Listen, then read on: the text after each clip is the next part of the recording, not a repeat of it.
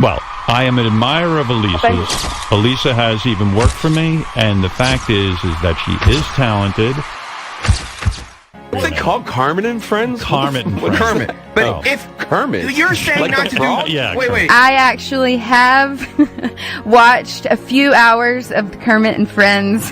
How many hours have you watched, Natalie? Oh, no. Probably indulged in 8 hours. Holy. My wife and I watched Benji's ex-girlfriends or whatever's going on. We watched this crazy podcast, and I have to say, this is one of the, probably in the top 5 things I think about right now. She has a podcast, but she gets to come on the radio. It is craziness upon craziness.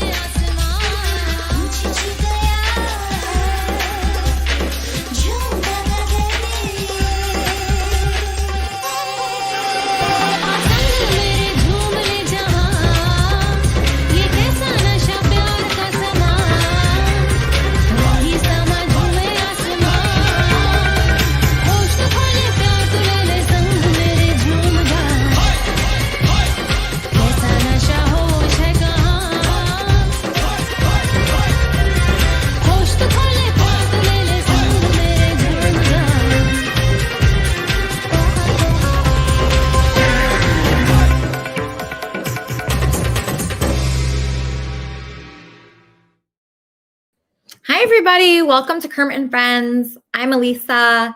This is Fozzie, and Kermit is watching from heaven. I'm going to bring on my co-host, Sugar. Hey, Sugar. How are you? Good morning. How are you? I'm good. I went to a party last night in Topanga Canyon, and it was pretty fun. I had a lot of anxiety about it. I get so anxious before social events, but I went, and I ended up having a very nice time. I was out late. And I checked my phone at the end of the night, and there was a bunch of 911 text messages from Andy. And it was pretty funny, because I don't get service up there in Topanga Canyon. So I didn't see any of his messages. And he was under some kind of, I don't know, he had a problem. He had some kind of problem, but I never reached him. So I hope he's okay. How have you been? Good. And now I'm a little worried about Andy. Yeah, me too. I mean, I'm usually worried about him. I'm sure he's okay. He always has like a 911 situation. And I was listening to his podcast that he actually recorded a year ago. I think it was a year ago because he was a year younger. So did you happen to listen to the Addicted podcast? No. Was it good?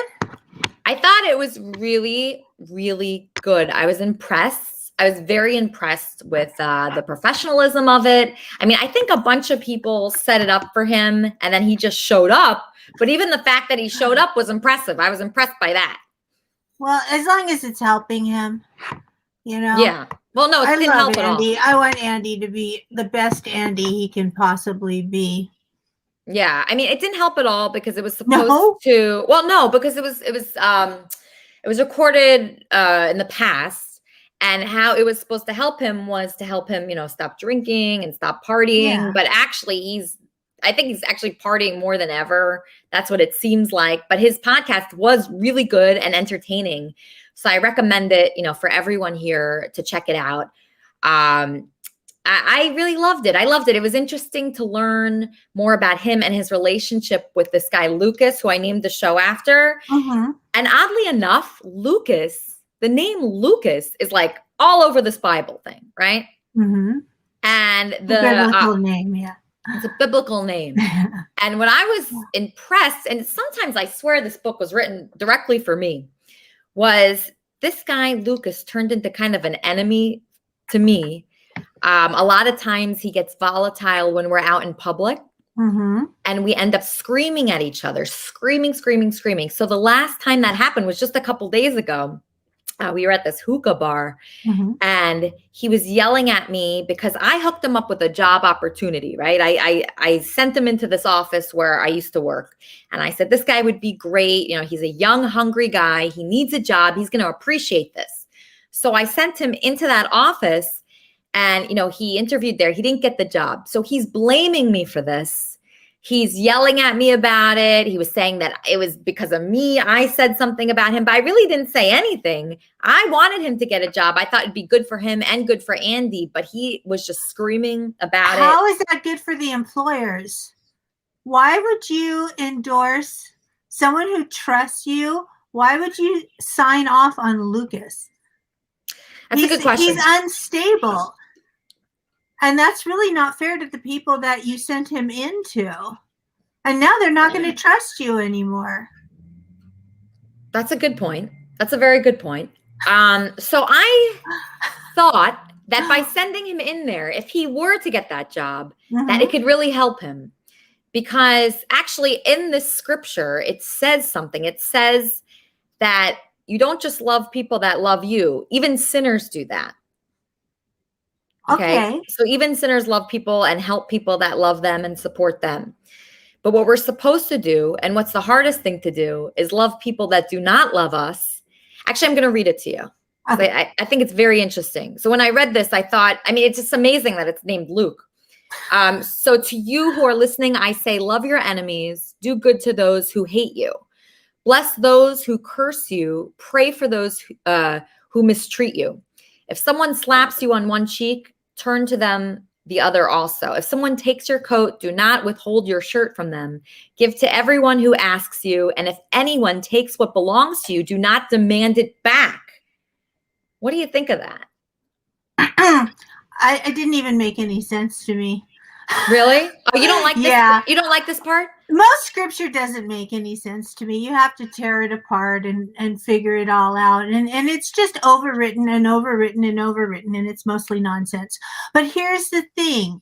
You had a responsibility to the people that you recommended him to, you know? And it's not fair to have them, like, what if they had hired him?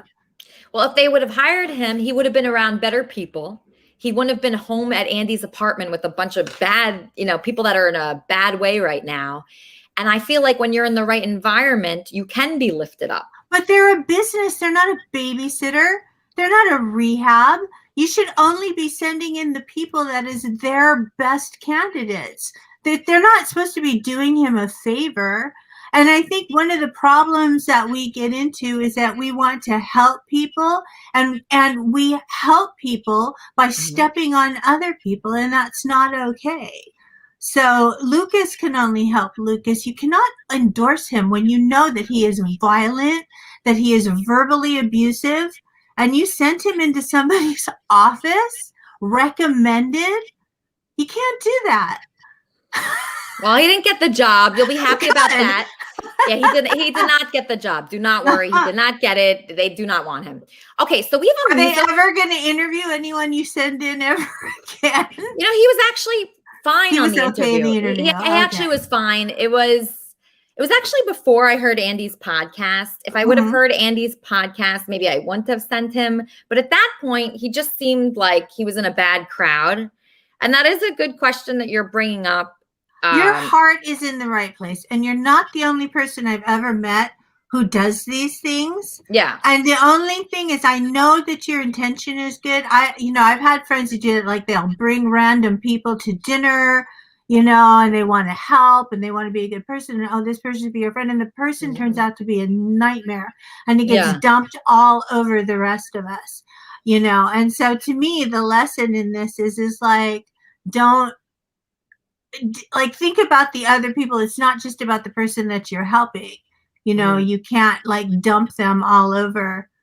You know, like I saw an episode of The Real World once where one of the girls said, "I'm a really good person. I like to help disenfranchised children," and she invited little kids to come over the house and use the pool, and she was never home. Her roommates had to deal with it. But she went around talking about what a good person she was and how she helped children, even though she did nothing. She just dumped it all over her roommates. So, you know, I feel like when we're charitable, we got to, you know, think about people besides the people who we're being charitable to. You can't just say, well, I did a nice thing for Lucas, when you potentially, I mean, are there women in that office that you almost sent him into? Actually, no. Oh, well, maybe it would have been okay then. Yeah. I mean, so I think put in the right environment. So I completely change depending on my environment, usually. Yeah, that's true. So when I was working in a big office, I mean, you wouldn't have recognized me at all because I completely changed the way I was. So I believe that. Like if you go to Andy's apartment today, it's funny because the psychologist that was on Andy's podcast said a very good quote that I'd never heard before about water rising. Oh God, I don't remember the quote. It was like, water rises to the level. You know what? Let's listen to it. Let's listen to Andy's podcast. I want to listen to that. But first, before we do that, I want to bring on our musical guest, Miranda. We have a musical guest. We're supposed to have 2 musical guests today. One is Miranda, and the other one is, well, Dave Robinson has some questions for me. And then I have a third person named Jared, who lives with Andy and is a rapper. And I do not see him here right now, and I'm not hopeful about that. But my other people are here. We have so many people that are lined up to talk today. And I want to talk about all of what we're discussing right now, because I think it is interesting. Because, yeah, part of me just wants to say, like, screw these people, like, bye, which is what I did the other night. And I regretted it.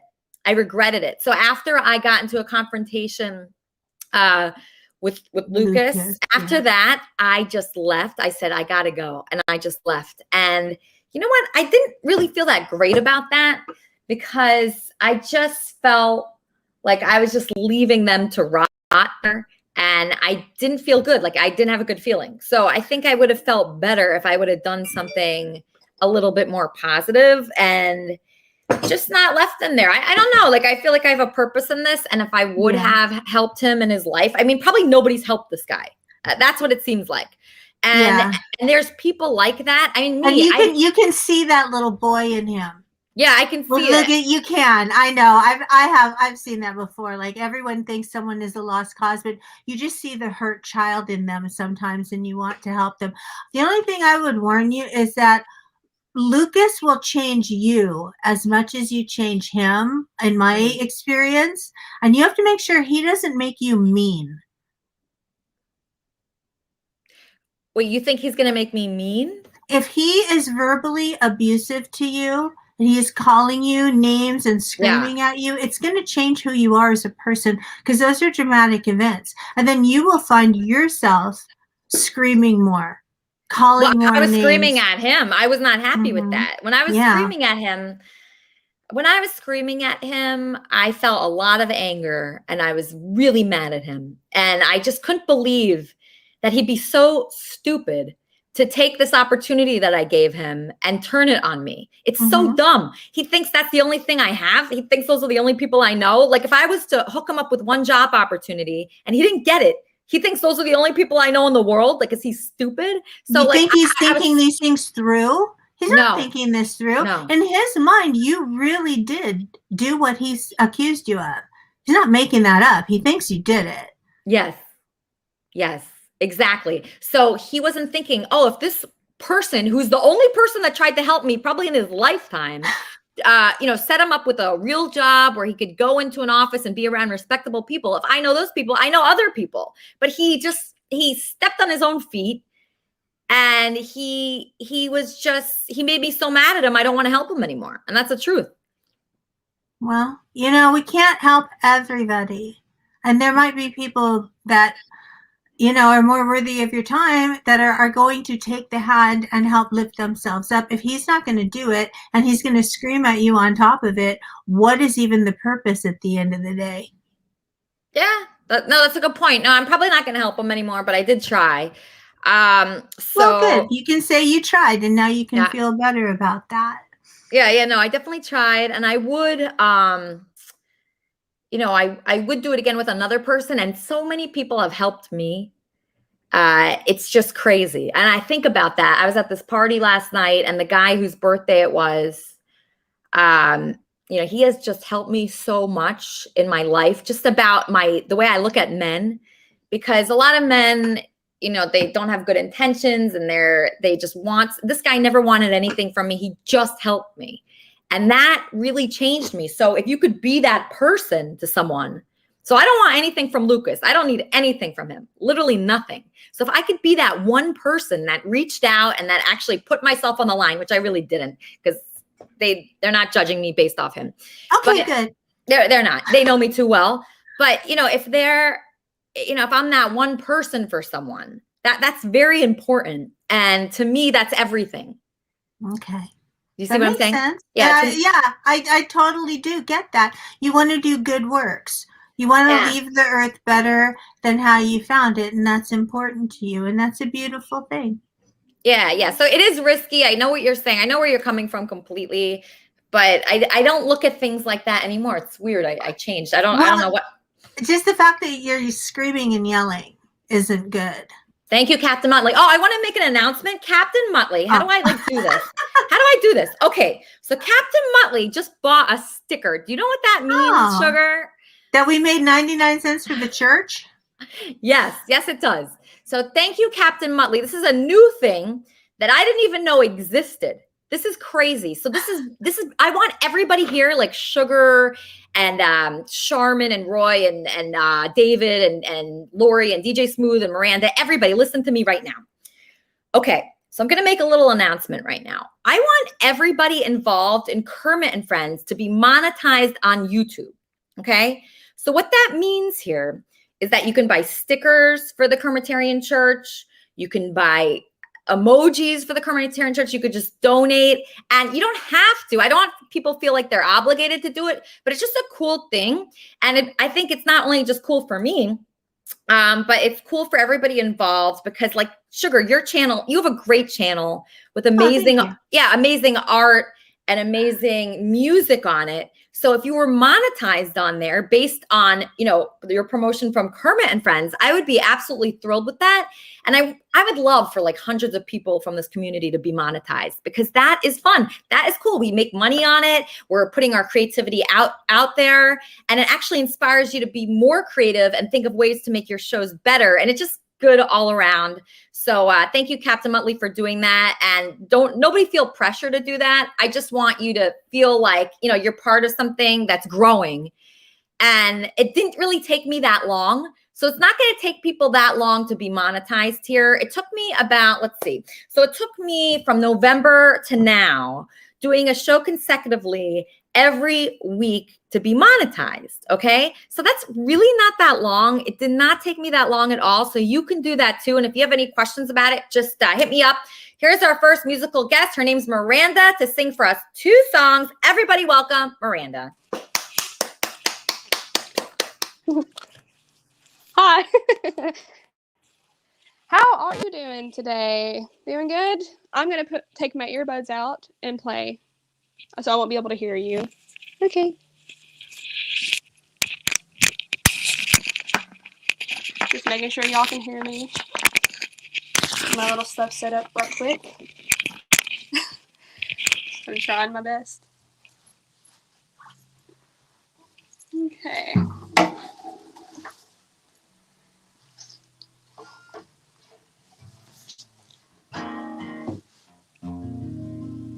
Adjusting my capo.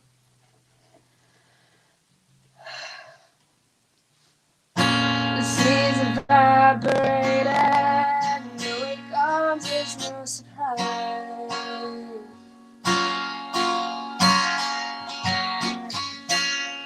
These clouds will sing, no explosions in the sky. Seems it's written, but we can't read between the lines.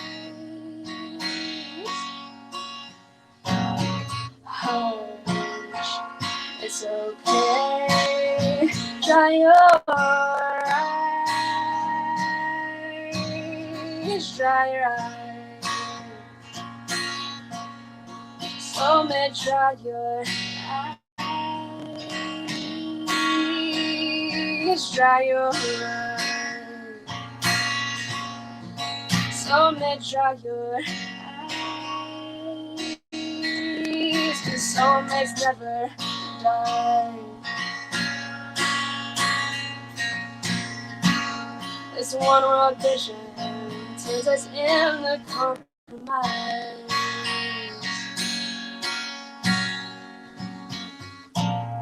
What good's religion? We use each other, we despise. So fuck the government, fuck their killing, fuck their eyes.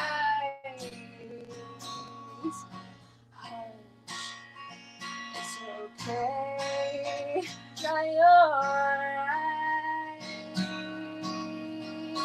eyes, dry your eyes.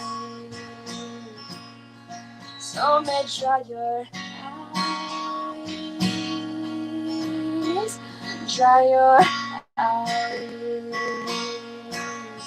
So may dry your eyes. Soulmates never die.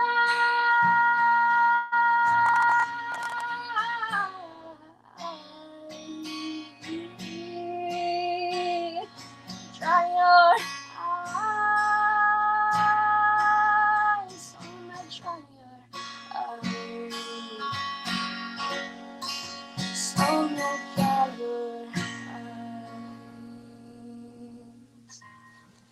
Beautiful. I love that. Wow, that was great. Okay, that was really great. Okay, so that's Miranda. She's our musical guest. We have a lot going on today. We have so many people here. I'm extremely excited. I had my own song last week called My Fiance. I think you all remember it. And I got a lot of comments about the song My Fiance. People loved that song. So you guys all heard it last week, but I have a video from someone who really loved My Fiance. His name is Eric. And here is what Eric made. He made a beautiful video celebrating the song My Fiance, written by me. Here's Eric's video.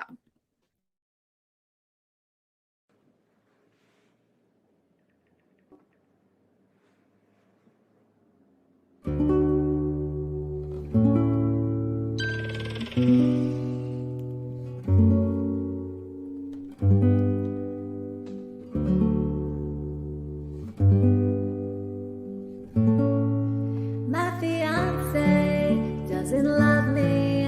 My fiance wants my money. My fiance, he is starving. My fiance's a little retarded. My fiance doesn't need me. My fiance's always cheating. My fiance's with a guy named Lucas.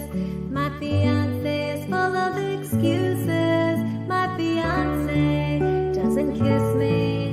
My fiance doesn't miss me. My fiance doesn't know my address or my middle name. My fiance, he is so gay, talking about buttholes on our dates. Then he tells me, don't worry, he only fucks guys and they don't fuck him. My fiance, my fiance, my fiance, yeah. My fiance, yeah. My fiance, my fiance, yeah. My fiance, yeah. My fiance, yeah. My fiance, my fiance, yeah. My fiance, yeah. My fiance, yeah. My fiance.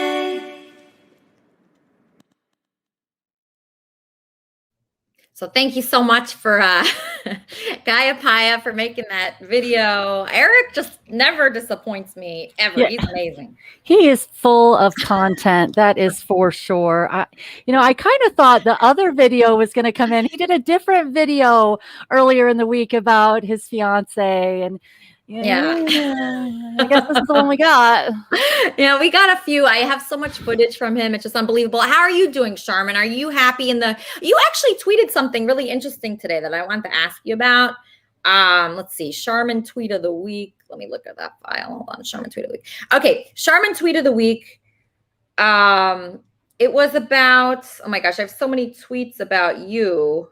Something about, okay. The world would be a better place if LinkedIn would clean the QAnon from their platform. Hiring monsters I found on LinkedIn destroyed my life, and I want the Justice Department to investigate me. Yeah, I'm super excited about the George Floyd conviction that happened this week. When the George Floyd trial ended this week and Chauvin went to jail, I celebrated, but not anywhere near as much as I did the next day when the Department of Justice announced that it's going to be investigating the entire Minneapolis Police Department. My campaign took a significant detour through the Minneapolis Police Department, and I'm looking forward to a real investigation. Please find me, like my tweet, reshare my tweet. Okay. I have a whole story that is incredibly painful for me, and I'm looking forward to the truth. Wait, is the story that's incredibly painful, is that relating to this tweet saying that you hired some people? So who did you hire? What did you hire the people for from LinkedIn? I hired them as marketing people. It was before before anybody even knew what QAnon was. And they turned out to be incredibly well connected through this group. Okay. And I don't think it will do any good for all the social media platforms, whether it be Facebook or Twitter or YouTube, to pull QAnon people off of there until we clean them out of LinkedIn too. They have figured out how to monetize their content. The people that I hired, they're not just connected. They teach people how to start their own podcasts and create their own content and monetize their content. When I worked at Deutsche Bank as a fraud investigator, where we were creating definitions for fraud rings, and these people are the definition of a fraud ring, because it's not just one person doing something sneaky. It's a group of people, and they fund each other. It's harder to shut them down because they create their own economy. Okay. So when you hired the people to market you, was that for your presidential run? It was for my presidential campaign. And I feel like a lot of my information, a lot of my logic got sucked into their machine and spit out. One of the main themes in my book is the death penalty for pedophiles. A lot of the nonsense that has been spit out over the last 2 years sounds incredibly familiar to me. And it's because I think they've taken some of my knowledge and my information and twisted it in a way to destroy people. And it absolutely has broken my heart.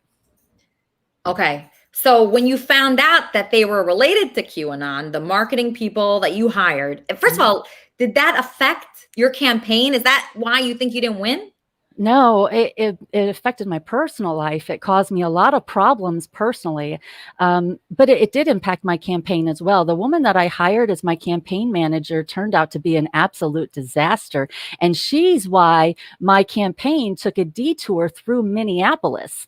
And I am subject to a FISA warrant, have been for almost 2 years now, and those are usually only good for 1 year. After the Minneapolis Police Department caught fire last year, I reached out to the detective who was investigating me and asked me if I was still subject to an investigation, and I have gotten no response from anybody. My life is incredibly complicated, and I would like nothing more than to have a legitimate investigation by the Department of Justice. I feel like my story connects a lot of dots and will help clean up the mess that has taken place.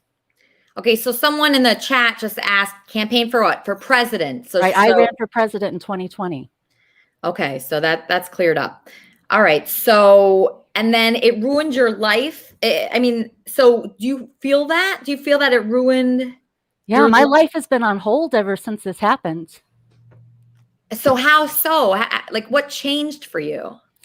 It impacted my personal relationship with my children, my reputation. I have been accused of rape. I've been accused of coordinating and executing gang rapes for the benefit of people I know. I want an investigation, a real one. I want answers. I can handle the truth. I'm not running from it. Bring it. So people out there really believe that you organized a gang rape? I don't know what people believe, but I know the person who accused me of it has gone out of their way to destroy my reputation. To be a Democrat and have a Me Too issue is the end of your career. So before it ever even got off the ground, it was destroyed. And I want answers. I have lived an incredibly cautious life because I have wanted to get into politics since I was a kid. And I want the truth. I want it to come out. I want it to be big. I want it to be loud. I want people to hear the reality of what takes place in politics. Politics is a nasty game. I knew it when I got into politics, but I honestly didn't think there was anything that could be said, right? I have led such a cautious, careful life. I was interested in whatever would come my way, right? I'm a Christian. I have prayed to be a vessel and to help be and do whatever I can for God's purpose, right? And that has been my mission. That is the walk that I have walked and the talk I have talked for decades. And I believe if God brings you to it, God will bring you through it. And I know beyond a shadow of a doubt, I have not done anything wrong. And I want the truth to get out. So I think this is a good question from Confused News. How did it affect your relationship with your children? It impacted my relationship with my children in multiple ways. It cost me during my divorce. It cost me during my custody. It cost what type of visitation I'm allowed to have with my children. It impacted the way my children see me personally. They believe them? They don't know what to believe. Nobody knows what to believe. The story is so complicated and crazy, right? It is so painful. These people will just make up anything about anybody. They will go around accusing anybody of anything if it makes them look good, if it makes somebody else look bad, right? If they could do anything to make a Democrat look bad, they'll do it. They'll say it. It doesn't matter to who. It doesn't matter where. They don't care if it impacts your relationship with your children. If they can destroy a Democrat, good, right? The quickest way to shut a woman up is to take away her children. And it worked real well with me, right? I don't want my relationship with my children to be impacted. I want an investigation because I want the relationship with my children to be corrected and improved, right? I want to make the world a better place. I want to leave it better than I found it. I don't feel like I have a ton of time left here in this world, and I just want to make it a better place while I'm here. And if my story, sacrificing my life and my relationships, has a way of improving our nation and exposing a darkness so that it helps us heal and come back together, then I volunteer as tribute. So this all happened when you were running for president, right? Okay, so because you were doing that, because you were a Democrat, sounds like. Yep. A group of people organized together, tried to make it look like you gang raped. No. What? Accused me of coordinating and executing, accused me of helping people participate in such events. It didn't even make any sense. Like, you have to be a complete idiot to believe that. Like, it didn't even make any sense, right? It was just hurtful for no other reason to hurt me and to cause difficulty and disparage my character and my reputation, right? And as a Democrat, if you have any Me Too issue, any question, nobody stands by you. There's no support for you. You have to be squeaky clean. If you have any questions to your reputation, forget it. It's over, right? Like, I could switch teams and become a Republican, and Republicans would embrace me openly. I'd like my reputation to be cleaned up. So is this online that they spread these lies about you? I have some negative reviews about me and my book in a couple of specific places. My issues, I went to the police. Right? You're going to accuse me of something, investigate me, right? I'm not a Kavanaugh crier. I'm not going to sit back and, cry because somebody disparaged my reputation. And then when someone asks me for an investigation, say, oh, please, no, don't investigate me. Investigate me. Come investigate me. Come find me. Find my file. Look into my situation. I'm standing by. So Rawal Pindi Express asked a question here. How did you respond to your accusation? Like, what did you do after that? I went to the police. I asked for help. I didn't get the assistance I had hoped to receive. Mm-hmm. Oh, the police weren't helpful? No, the police haven't been real helpful to a crazy woman to run for Democratic candidate for president against Trump. I can't imagine why the police wouldn't want to help me. I look forward to the Department of Justice doing an authentic investigation into the Minneapolis Police Department. And I sincerely hope that they start with the Sexual Crimes Division and focus on all the accusations that came from the Super Bowl in 2018.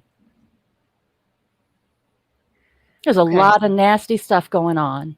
I'm just really surprised that your kids would believe this. I mean, I know you not as well as your kids know you. Right. And I can tell that you didn't organize a gang rape. Correct.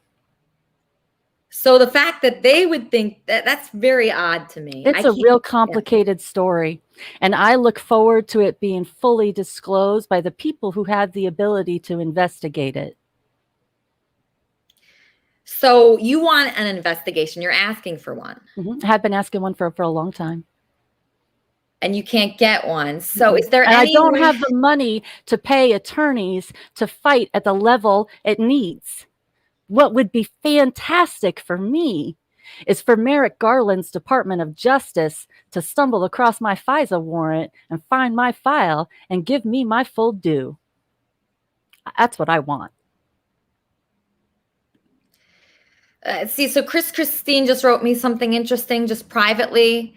I think she should have written that publicly, actually. So people that have their camera enabled, just go to comments to write something like that. Because Christine, can you tell Charmin what you've been writing to me? Because I think they're good points. Okay. This is hard because, my brain has been conditioned by Earth a lot. So the earthly thoughts are to go to the police and take that route. But when I get calm and centered with God, he just says rely on me. Talking about it, making it public, it's just, I feel that it may just be bringing it more to life than if we just say God bless you and just let it go. I know it hurt, and Charmin, I love you. But I feel that we make our own reality, and if we just don't acknowledge the negative, then it goes away. Like God doesn't really go away though. And what I have held on to through all of this has been my relationship with God. Like there's been plenty of times where all I had was God. And I like the fact that all of this is in God's hands. And if God wants the story told, God will have it told. See, there it could be true. I don't know. I don't know. Like I feel like when the Minneapolis police station caught fire last year, it caught my attention in a different way because I already had a problem with the Minneapolis Police Department, and I already felt like it wasn't being properly treated there, right? So when all of this started taking place, I have felt God's hands in all of this. When the Chauvin investigation, when the Chauvin trial ended this week, and he was deemed guilty, and the very next day, the Department of Justice decided to investigate the entire police department, I feel like God's hands is all over this, and it is just a matter of divine timing, and I just have to be patient. Every time God closes the door, he opens a window, and it's your responsibility to learn how not to lose your shit in the hallway. That's all I've been doing, is just trying not to lose my shit while I'm stuck in the hallway. That's really hard though. It's been rough. It's been a challenge, right? I really needed some fun in my life. I was excited when Kermit and Friends showed up. Oh. Yeah, because I love the fact that, right, your dog brought us together. We're all here for the love of Kermit the dog. He was your dog. You took good care of him, and now he's God's dog, and God's bringing us all together for a purpose that's bigger than each of us. That's special to me. Thank you. Thank you for saying that. I think you're really on to something. I think if you can get us all to get together and behave and be nice to each other, right? If we can get through to some of the people who are participating in the behaviors that are hurting other people and see what they're doing is causing more harm than good, and get them to turn the other cheek and be kind to people and stop participating in this dangerous, hurtful behavior that damages people, then we can make a real change, right? I feel like that's really what the world is looking for right now. The world is looking for someone that can help lead us out of this chaos. And one of the ways we come out of this chaos is by identifying the truth and connecting the dots of how we were all lied to, right? I have a really complicated story that ties into a lot of the major events that took place throughout last year, and I don't know how to explain it without sounding like an absolute nutcase. So part of what you have to learn to do is to be quiet and wait for your time. And that's hard. Yeah, it is hard. Wait, what do you mean? Did you predict last year's events in your book? No, I think I participated in some of them unwillingly. I think that Trump desperately wanted a viable third-party candidate to suck votes away from the Democrats, and he tried to spur me into action by doing a bunch of really nasty things to me, and nobody really knows what's going on, right? Trump? Yeah. I could go on Facebook and make a comment on Mayor of Chicago, Lori Lightfoot's Facebook post about how compassionate she was, and see Trump on TV that night complaining about her compassion, right? I have a whole list of events from last year that tie directly to my life and made my life incredibly painful last year. And it was nothing for me to turn on the news and see reporters complaining because they can't figure out where he's getting his information from. They know he's not smart enough to come up with this stuff on his own, and nobody can figure out what's really going on, right? I feel like I know exactly what was going on. And some of it, as I watched him destroy himself, was funny to me, right? I don't believe in revenge, right? The chapter from Luke about just, walking away and wishing the best on your enemies. And, you kind of got to give it up to God, right? There was a lot of times there was things I could have done, wanted to do, and somebody shut my mouth. And I have always thought it was God, right? There have been many times where I was silenced and I thought I could have made a difference, but I saw that my silence actually opened a door for him to damage himself. Trump hurt himself a million times last year. There was things that he did that people just found to be so crazy and confusing and made no sense to anybody, right? And I don't believe in revenge. I believe in karma. And if I am lucky, God will let me watch and laugh. And I have laughed too many times to change now. I was laughing this week when the DOJ decided to investigate Minneapolis, and I will be laughing every day as things come out. I'm looking forward to the truth being told. Okay. So do you feel scared to get involved in running for president again because of what happened to you last time? Yeah, no, politics is definitely not for the weak. I've had people come to my house. I've gone to protests and parked my car on a road that was busy and full of cars, and come back to find every car removed from the road but mine, and cops waiting at the end of both streets watching me. I have a whole list of stories that have caused me to be in fear. I'm still here. Like, whatever they're going to do to me, do it. I've already lost everything. My kids, my dreams. Bring it.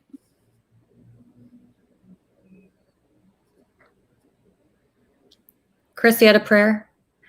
Yeah. Okay. May I just apologize to Charmin first?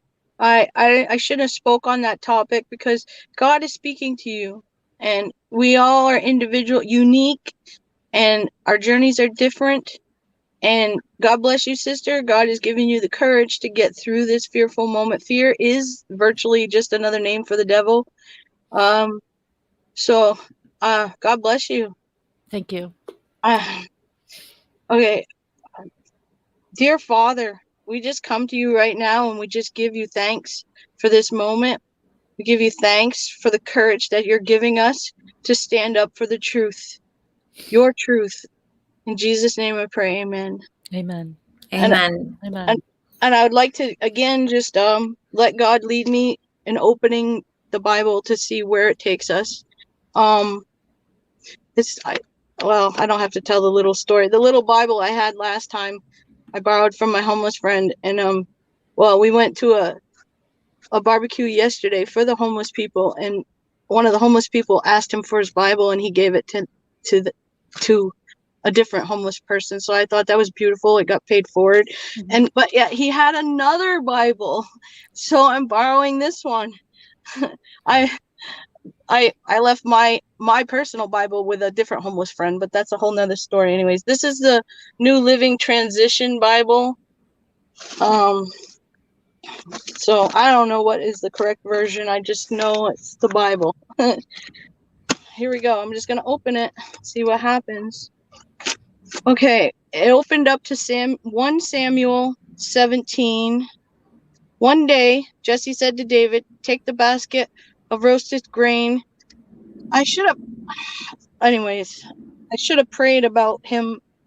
Well, let's just say that everything happens for a reason, and this is the right word.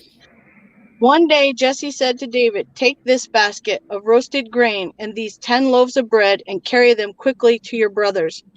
And give these 10 cuts of cheese to their captain. See how your brothers are getting along, and bring back a report on how they are doing." David's brothers were with Saul in the Israelite army at the Valley of Elah, fighting against the Philistines. David left the sheep with another shepherd and set out early the next morning with the gifts. As Jesse had directed him, he arrived at the camp just as the Israelite army was leaving for the battlefield, which shouts the battle cries. Soon the Israelite and Palestine forces stood facing each other, army against army. David left his things with the keeper of supplies and hurried out to the ranks to greet his brothers. And he was talking with them. Goliath, the Philistine champion from Gath, came out from the Philistine ranks. Then David heard him shout his usual taunt to the army of Israel. As soon as the Israelite army saw him, they began to run away in fright. The brothers came together, and now this is the sisters. This is the sisters coming together. Yes, They're it gonna run away in fright, sister. Right. No, I have had plenty of people reach out to me. I had some very strange connection that took place at the beginning of December. An individual who was connected to everybody and liked to drop names. And he let me know very, very clearly, without a doubt, that in the beginning they all thought I was a joke, but they had come to respect me, and they were looking forward to seeing what I would do next. And there were certainly some people who were hoping that I would switch teams. Become a Republican, run that way, help Republicans clean up this mess. It's my understanding that the powers that be did not want Trump, and there was nothing that they could do about him. He has ruined the Republican Party and the reputation of Republicans so thoroughly that they don't even know how they're going to clean this up. They don't know how they're going to stop the flow from the QAnon chaos, right? And I feel bad for these people because they have been tricked. and deceived, right? Like everything the Bible warned us about, that a false prophet was going to come forward and people were going to fall for him and believe him. It is played out, right? And that is the way I see Trump. I see Trump as somebody who has led God's sheep astray. And it's unfortunate that we can't just move on from it, because he's building power for 24. Plenty of the things that I wrote in my book spans 40 years. Plenty of things that I wrote have happened and played out. We're only 5 years in. I guarantee everybody wants to know what I wrote about 24. There's plenty of things that keep me awake at night still. And I know we still have a lot of work to do. Hello. Hey, DJ Smooth. Hi, DJ Smooth. Didn't realize I was on. Any thoughts on these topics, DJ Smith? Right, you're in England, right? It's different for you there. You watch all this with a different set of eyes. Not really. I'm proper deep on, like, you know, Trump and that. Like, I think Biden's hilarious. I think he should just kind of be playing a bit of golf and watching the news, and they've made him president, and we just get to watch his brain melt live. I think that's hilarious. But I think Trump was even funnier. Like, I mean, obviously it means something to you guys. You guys are all serious about it and these issues affect you. But, like, Trump is undeniably hilarious. Well, I mean, if this was a comedy show, sure, but it's not. It's really more of a tragedy. Did you not see him in the debates? He said to Jeb Bush, like, he said he was going to turn around and moon everybody. And, like, that's funny, man. Like... 74 not for my years politicians. old, It's not. I'd like my politicians to act like adults. Calling people haters and losers on Twitter at 74 years of age. Oh, yeah. He's in charge of the. And now he's the role model for men everywhere. It's terrifying. No, it isn't. No, it's terrifying. Now, you know, it's so strange to me, because I dated Republican men for years, and never once have I ever met one who would tolerate another man grabbing me by my pussy. Never. And the fact that all these men are supporting Trump after he ruined a woman's marriage by touching her without permission, it just shocks me. It's like, I don't even know these men anymore. Yeah, but he did call Kim Jong-un Little Rocket Man. Like, yeah, but he's friends with the dictators. That doesn't impress me. Which is also funny. Yeah, no, it's not funny. I'm sure England thinks it's funny, though. Well, I mean, we've got our own clowns in office, you know what I mean? Right. We've got the same news cycle as you guys, where it's just rolling scandals, and like they're all as bad as each other. So what? We did a revolution to break free from England, but we didn't actually break free from a lot of the English behaviors. Our tax system, our economy, capitalism. Right? We didn't conquer a continent, but we sure plowed a path straight through the middle of it. And when we were done murdering people, we started raping and taxing whoever was left, just like our English overlords from the last place we lived. But we have an opportunity to break free from some of these horrible behaviors. We didn't like the way we were treated as English subjects, so we broke free the first chance we got. But we're repeating the bad habits of the people we didn't like. And I think we're smarter than that. I think we're smart enough to correct every problem that plagues our nation with a little common sense and compassion. It's just hard to find common sense and compassion these days, because people think stuff that isn't funny is funny. We got to find a way to reconnect those dots. There's real people hurting. We have to find a way to make that better. And yeah, but like that requires the whole system to change. So until then, you just got to use your vote. As I don't know, I kind of use my vote as a joke every year. You know, if there's a joke candidate on the ballot, like I throw it towards them, and nothing changes. And yeah, I mean, I feel like, you know, even though we had such high turnout for this election this year, we still have a lot more people that need to be reached. And I feel like they really want something different. Like they want someone like them, a poor person that crawled up out of the pits and is interested in making a difference, right? And I feel like that's what I was born for. That's what I came here for. I have a really complicated conception and birth story. My life has been full of just important events that shaped me into the person that I am. And I feel like, what we really need is a politician that people can relate to, someone who has been through their pain and has struggled and cares about trying to make the world a better place for other people. Sugar, I just noticed in the chat that you had an opinion. Clinton is way more of a woman-hating person than Trump ever was. Of course. I'm not a Clinton fan. It is hard to be a Democrat who is not a fan of the Clintons. Okay, so I'm not going to be defending any of his inappropriate behavior and the way he treats women. I think because of his behavior and Hillary's, Tammy Wynette, stand by your man, I think that actually damaged her.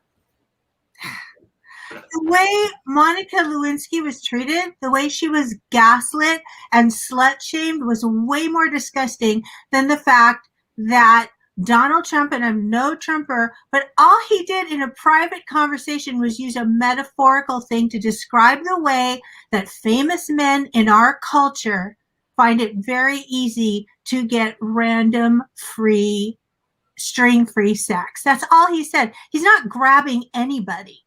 And these are hysterical things that are made up because, and then you got women running around with those hats and saying the word, which is 10 times more vulgar than anything that Trump said. So that's all I was talking about there. But, generally speaking, no, not a Trumper.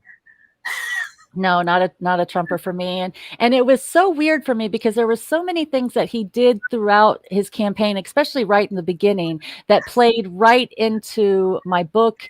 And it was almost like he did the exact opposite of the way I wrote it. Like I saw this way to get us to come together and connect and really make us stronger. And he did the exact opposite and just drove us apart. And so I look at it all from a very different perspective. Like if he'd have just done this little thing differently, it would have all been different, right? Everybody would have been in love with him. If he'd have done this thing differently, he'd have been unstoppable, right? And so it's strange for me to watch because and many people think that because of my book, the plot of the book, the way it all comes together, people think, oh, you must be a Trump supporter, you must be psychic, you must have called this into existence. No, this is not something that I think I am psychic about, right? I was on Newsmax May of 2015 promoting my book, and Trump announced his campaign less than a month later. I think it's more likely he saw me on Newsmax and was like, oh, this chick should have run for president. Hey, watch me. That's what I think is more reasonable and realistic, right? A couple of months after I was on Newsmax, the name of the reality show in my book is Who Wants to Be President? I got to watch Bill O'Reilly and Dennis Miller launch a nationwide talk show called Who Wants to Be President? And I've sit back and laughed as Bill O'Reilly's career is burned down in flames around him. I ain't heard anything bad happen to Dennis Miller. I suspect he didn't see me on Newsmax, right? I think that these people who have stolen my idea, I think it's so common in Hollywood to hear a storyline about some smart woman who came up with a good idea and somebody else stole it and destroyed it and she never got credit for. That's what I think's happening. I don't think I'm psychic, right? I certainly don't want to be billed as a psychic, right? I was convinced I was going to win that $1.5 billion Powerball when it came up, right? I was so excited about it. That was for me. I was going to get it. I'd have enough money to run for president. It was going to be perfect. I manifested up my numbers. I picked my numbers, and my numbers were right next to the winning number, right? I didn't hit it on the dot, but I got it awful close. And maybe that's what's going on. Maybe I'm picking stuff up out of the wind, and that's why the book spans 40 years. And some of the things that keep me awake at night are warnings. Maybe that's what's going on, but I don't really believe that. Well, I don't think you lost everything like you say. You say you lost everything. You have a lot still. I do. I'm still incredibly fortunate, right? Like even though my life fell apart, it was like I was caught gracefully in a feather pillow and held in a safe place and protected. Have you ever seen that happen? I've never seen that happen. If this isn't the hand of God all around me, I don't know what is. And I just have to be patient because my time is coming, right? God will put you through hell just to give you a story to tell. And I got a good one. Yeah. I mean, you have a lot of friends here. Unbelievably so. Everyone loves you here. It's true. They respect you. They love you. The kids part is crazy to me. Hmm. Are they young? Are they young? My children are 16, 17, and 25.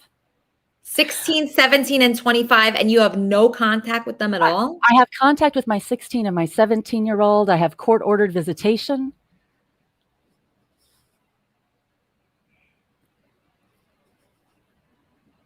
And I'm grateful for it. I enjoy every second. Sometimes they stop by and just visit with me for no reason. And that takes place a couple times a week until Dad catches on, and then Dad shuts that down. It's a very complicated story. And I look forward to having it clear and correct, and the relationship, especially with my oldest child, to be put back on level footing. Yeah. Never in a million years did I think, with the way I raised my kids, that my relationship with my children would be impacted. Never. Especially not with my oldest child. I was a homeless single mom with her when I was 24. She is my heart. And to have my relationship with her damaged, my youngest ones are anxious about the Department of Justice as well, right? Everybody who knows me can't believe this happened to me.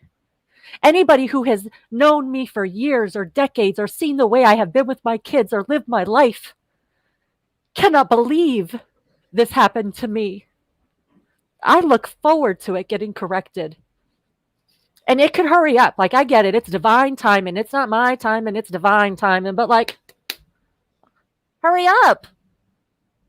I'm ready. Every time I think I'm ready, something else happens and I learn something else. So I know that I'm learning things along the way, and there are things that I still need to learn. And I'm open and I'm willing and I care and I work from a place that is truly from the bottom of my heart. I care about people and making things better for everyone. I know we're all struggling with whatever the crazy was that took place and is taking place even now still. I believe that the ability to fix this is within our hands, but it has to come from the adults in charge, right? I can run around screaming from the top of my lungs anywhere with anybody who will listen, but real change, people will really pay attention when somebody big finds it and decides to put a spotlight on it, right? What I found, if what I was told was true, and that's why I went to the police, because I wanted the truth. If what I stepped into the middle of was true, it's going to blow a lot of things up. It's going to make a lot of people mad. And there's a lot of people who I guarantee were freaking out when you and I matched up together. Everything happens for a reason. I wonder if us as a community can help you Please. get back. Yeah. I wonder if you have a daughter that's 25? I have a daughter who's 25.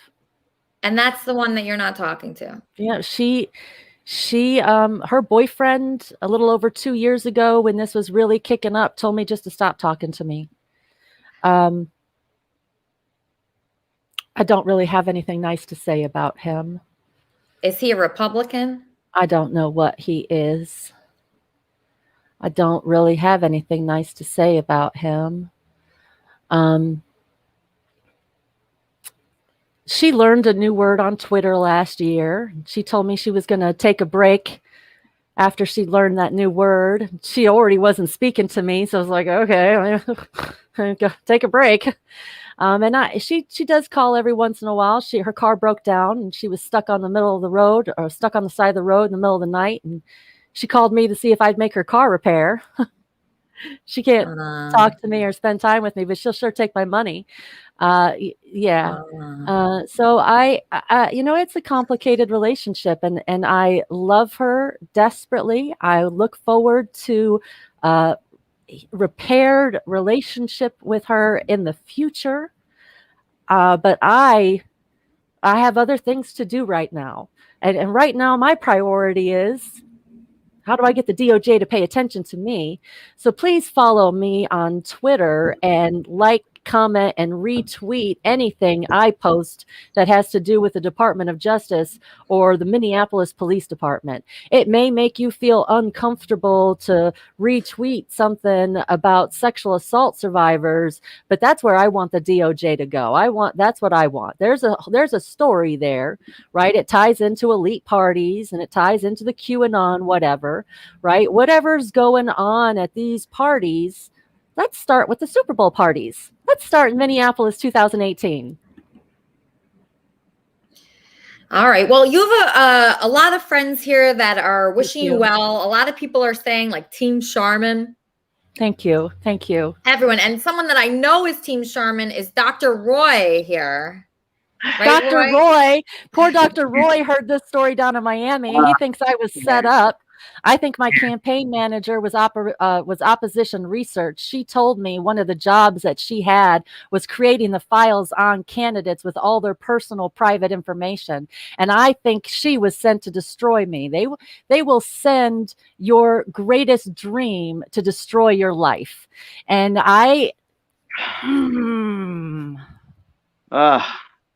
we've been painful. Yeah, and I feel your pain, and I am definitely Team Charmin. All this stuff that's happened, I totally believe that karma will get them, and sometimes you don't even have to do anything, and it will just happen. And that's sometimes what we have to do. Sometimes, as bad as we want to get back on people that backstabbed us or cheated us or manipulated us, you don't have to do anything, because karma will get them, and you'll be on top of the mountain just looking back and saying, I told you so. Or you'll probably even feel bad for them when that happens. I told you so. Or, right. I don't think I'm going to be that good of a Christian to feel bad for this person. And it sucks. It sucks when all this stuff, especially when it's life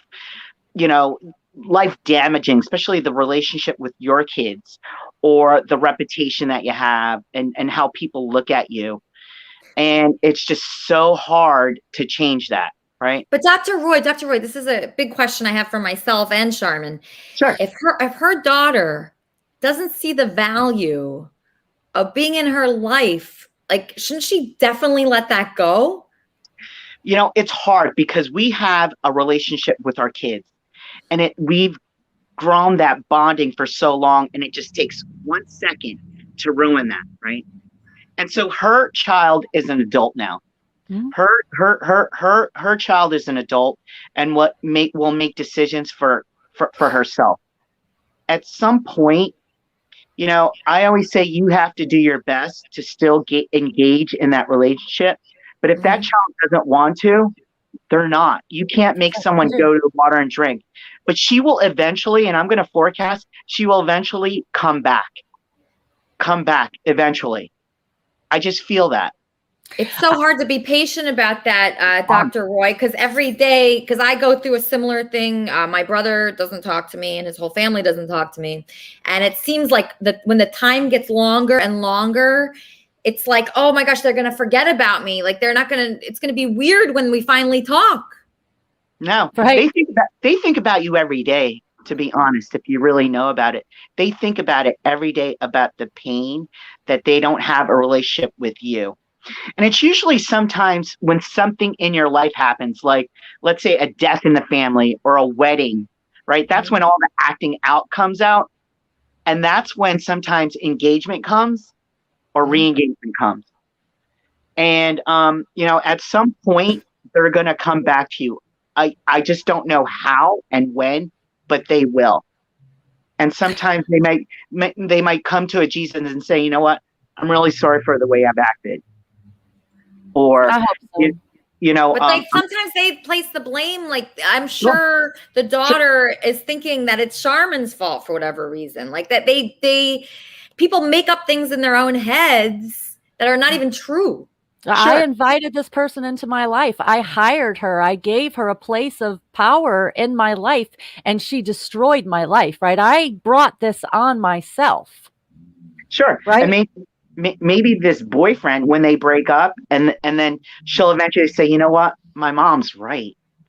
I want to go back with my mom because she took care of me. She cared for me. We've grown together for so long, and then this guy put a wedge in between us for us to come back. I don't know. I don't know. And I can't even be mad at her for her relationship with this boy that I have no valuable opinion about, because I stayed in an unhealthy relationship for many years, and I taught her to accept controlling and abusive relationship from a man. I feel responsible for that, right? That's my own fault. Wait, hold on 1 second, guys. I'm just getting a call. Kermit and Friends. Hey, this is Haman's Bill. I want to tell something to Charmaine. Oh, okay. What's Charmaine? You know, as the story tells, you know, many of those guys who want their girlfriend or wife to stop talking to their moms or family, those guys usually are controlling guys, guys who end up abusing the wife or the girl, and they want the girlfriend or wife to stay away from their family so they can keep controlling, you know, that girl or that guy. And my advice is, you know, stay positive, keep record of everything that happened to you, continue reporting, and stay positive, because you're doing the right thing. Report it, stay positive, and stay on top of things. That's great advice, Ham Hands. Thank you. I appreciate you. Thank you, Ham Hands. Love you. What a great guy. Love you guys. Wow, that Love was you too. Ham Hands Bill with a great. I love what he just said, because Charmin cannot control, and I cannot control, and nobody can control what's happening with the other people. That's right. You can't. One thing, I think the hardest thing that parents need to do is let your kids make the mistakes. We're first to like prevent them to stop. And what we should probably do is let them make the mistake and then support them and hug them. It's probably the hardest thing, because they won't learn when you say, you know what, you shouldn't go on that fire, right? And so you let them make the mistake, you tell them about it, let them make the mistake, and then support them afterwards. Right. She's a grown woman. She's living her own life. She's taking care of herself. She's going to have her own experiences. I love her no matter what. You know, our relationship is going to be different going forward. I've talked to a lot of parents with grown children that don't have relationships with their children. There's a lot of parents who have the situation where their kids go off to college and they never come back again. Right? I want parents to figure out how to build a better relationship with their kids so they don't find themselves in my situation someday where they're not talking to their kids and they wish they could. I really believed I was going to have this amazing long-term friendship with all my children for the rest of my life. Right. That's just not the way it's worked out. Building bonds starts early. And once you have that, it's a lot easier. But, you know, again, it just takes one thing to happen and you can sever your relationship with your kid. It is. But the one thing was her running for president. And it was something that they knew I wanted their whole life, right? This isn't something that just came up. My spouse knew what my ambition was on our first date. People who have known me for decades have known I want to get involved in politics. I have been a mouth for a long time for a lot of good reasons, right? None of this about my personality is new. People who have known me for 30, 40 years are like, she's still the same. she was always like that. You know, so it hurt. Yes, it definitely caused me to stumble and to stop and to, step back 10 feet and punt. I had to refigure out how I was going to move forward under this new experience that I had. I never in a million years thought I would find myself being accused of rape, right? I never in a million years thought I would somehow manage to land on the guy's side of the Me Too movement. All these guys so afraid some woman's going to come along and scream, "You raped me," in their face, right? And meanwhile, I'm the one who's experienced it. right? I'm the one who's standing here supporting and advocating for the prosecution of the false accusers. You should not be allowed to just go around accusing people of anything without there being some sort of consequence to it. You shouldn't just be able to falsely accuse people of stuff. I completely agree, because I have a fella in the chat on YouTube called Stanley Moon who's just accused me of being from Macclesfield. Stanley, my friend, you are fucking wrong. I was born in the Liverpool Women's Hospital. I am not from Macclesfield, right? Stanley, you are a bad wool. Stanley, I hate you. I hate you, Stanley. No, you cannot moon us. He was trying to moon us. I'm sorry, DJ Smooth. I really like you, but just put your clothes on.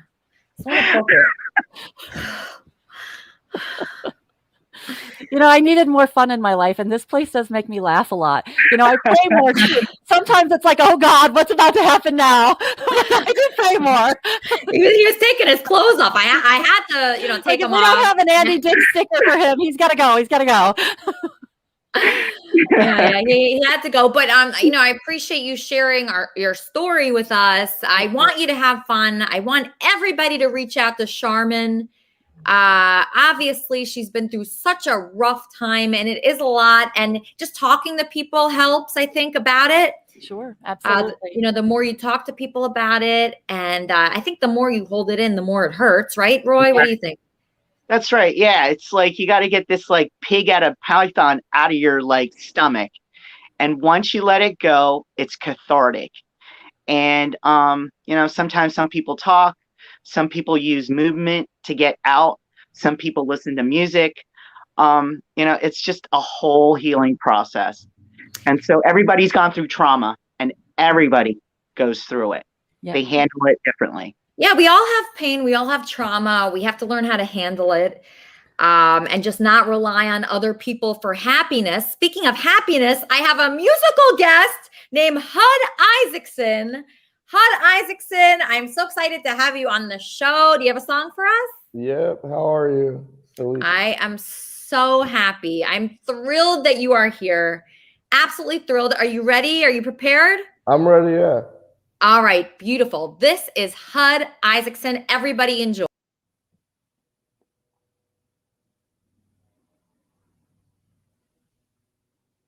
All right. This song is called Snake Eyes.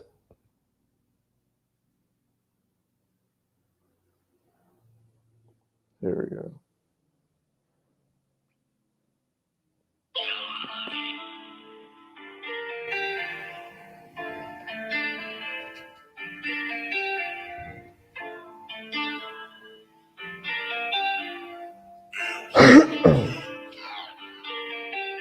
Take the latch off with the hacksaw. You just act hard, you ain't that hard. Man, you half soft like a Tootsie Pop.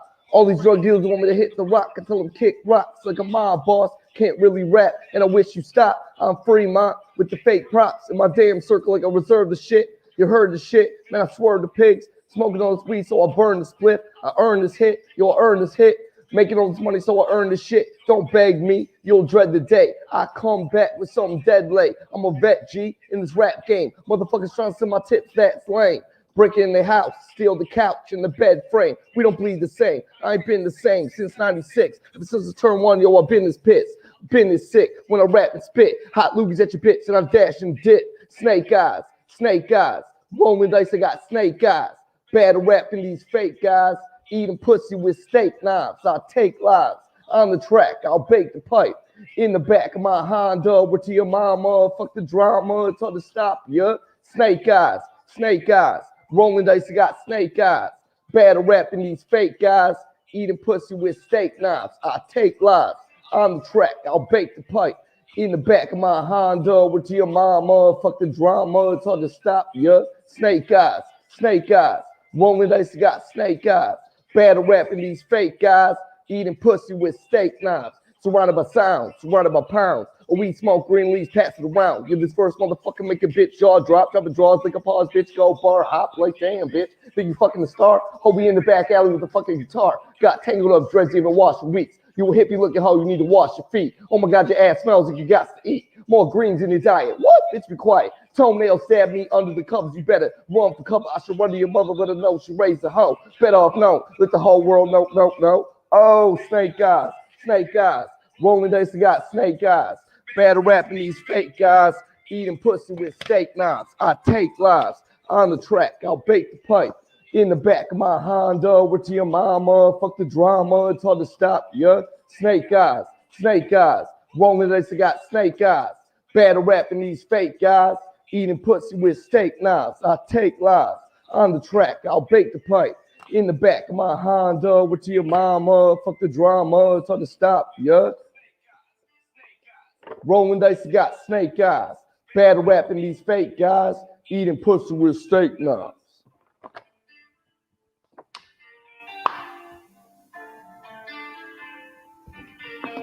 Thank you. Wow.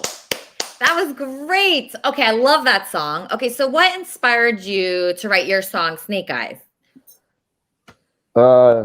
Nothing. I'm sorry. Nothing? Well, You must have had some inspiration. Eminem was a huge role model for me growing up. Always has been. I like Tupac a lot too. They're my two favorite rappers. Mhm. I wouldn't say anything really. They inspire me. Okay. No, but how do you write your music? Like, do you have the track first? Do you have the lyrics first? How does that work for you? I turn on a beat. I write the lyrics. And then I start the beat over and then keep going until the song's done.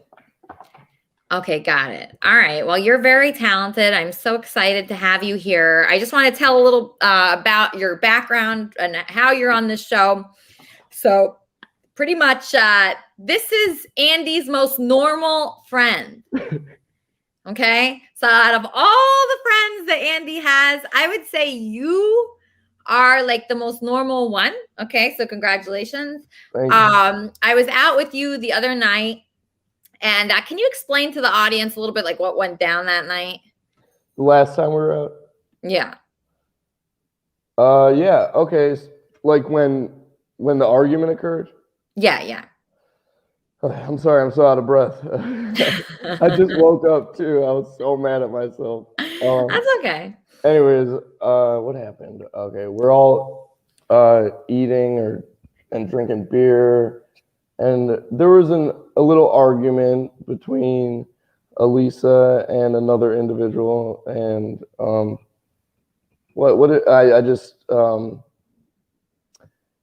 I asked her, "Do you want me to take you home?" No, but what happened like during the argument? What was said? Do you remember what was said at all?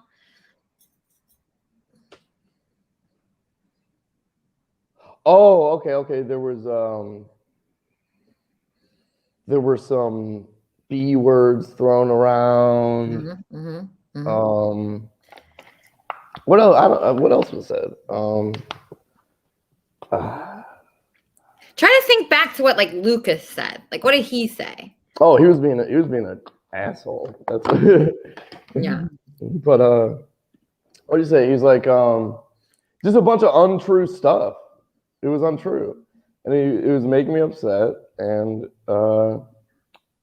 it was terrible. It was terrible. That's right. That's exactly right. Yeah. So what Hud Isaacson is trying to say, I think, what I think he's trying to say is that this guy, Lucas, went crazy in front of everyone at the hookah bar. Yes. And it was really embarrassing for me because I should not be in public yelling at someone and having someone yell at me. It's just humiliating. It makes me like feel like a loser. And I don't want to like feel like that anymore. I want to feel like I'm with people that I know are going to be classy, and I know that they're going to have, respect for themselves and respect for me. And I just don't feel safe anymore. So that's why I just said no more Lucas. And that's why I named this show Lucas, because this is just the end. I told Andy, I said, if Lucas is there, I'm not going to be there anymore. That's just the way it is. And if you love him more, then just stay with him. Do you think that's a good idea? Well, I don't think it's true. Andy loves you, I do think that's a good idea. I do absolutely think that's a good idea. you need to protect yourself, you know? Yeah. Yeah. You have to protect yourself. So, you know, this guy, HUD, he has been so great, just like a savior to me, because I mean, he's just, I feel safe with him when he's around and Andy's there. It's good. So you are the only one that's allowed. And Jesse's okay too. Jesse's good too. I mean, I just, I have to really be careful because I just didn't like that situation at all. And I'm going to try to protect myself better and make sure that I leave before anything bad goes down, before any yelling goes down. Because I do have to protect myself. I think that's important for me and for you, Jarrett, or HUD. Yeah. I think that you are a good person. And next time I want to help somebody, it's going to be you and it's not going to be Lucas. Thank you, Elise. Yeah. Do you have another song, HUD? If you want me to do another song, I could do another song. Great. I would love to. Okay.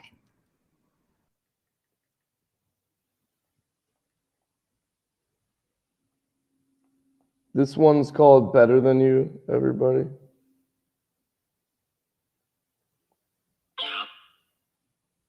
Shoot. Okay.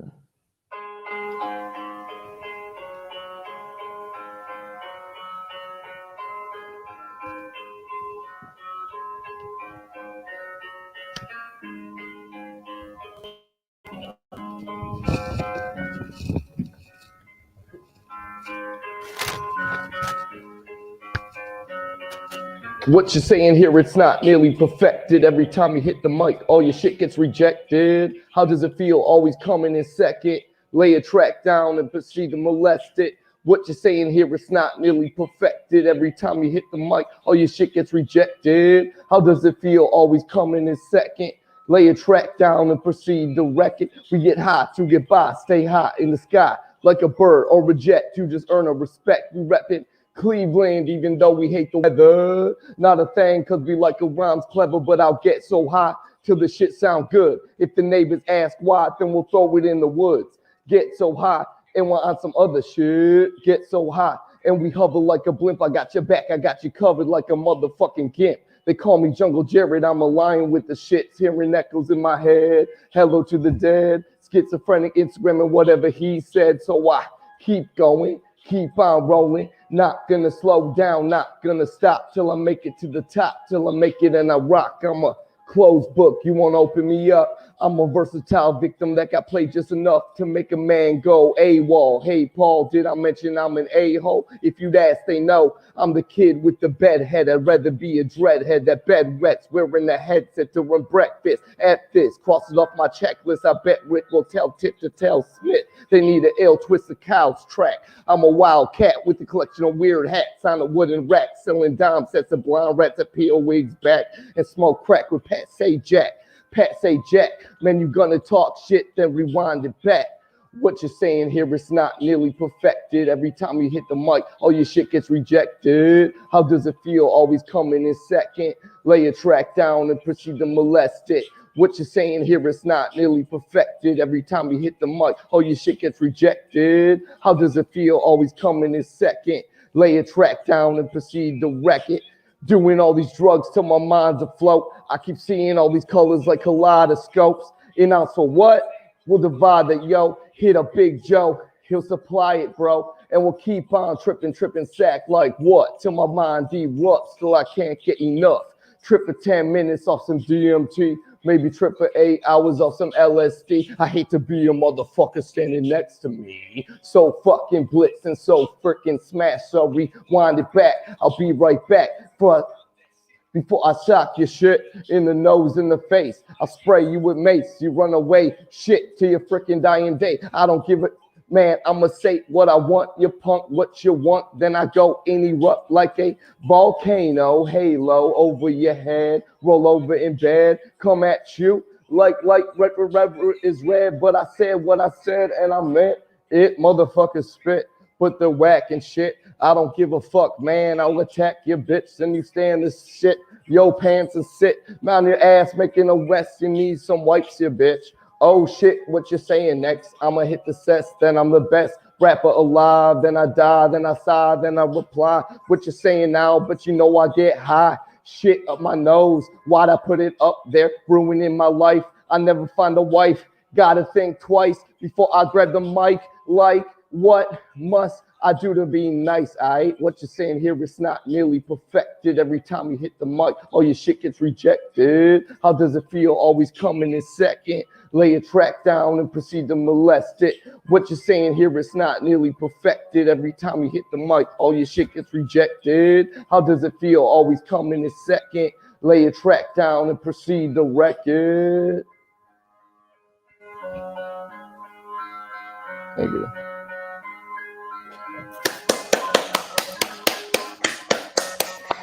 Love that one. Okay, so HUD, I want to invite you to become more a part of the Kermit and Friends community. So how can people add you on social media so they can invite you to the wrap-up show and all the after shows and the fan club? How can they get in touch with you?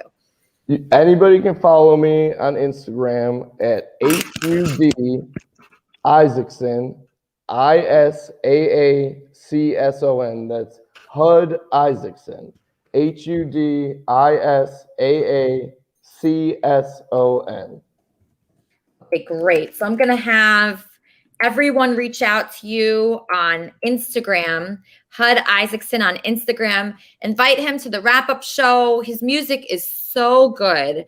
I want him to be a big part of this community and make friends here. Because you know what?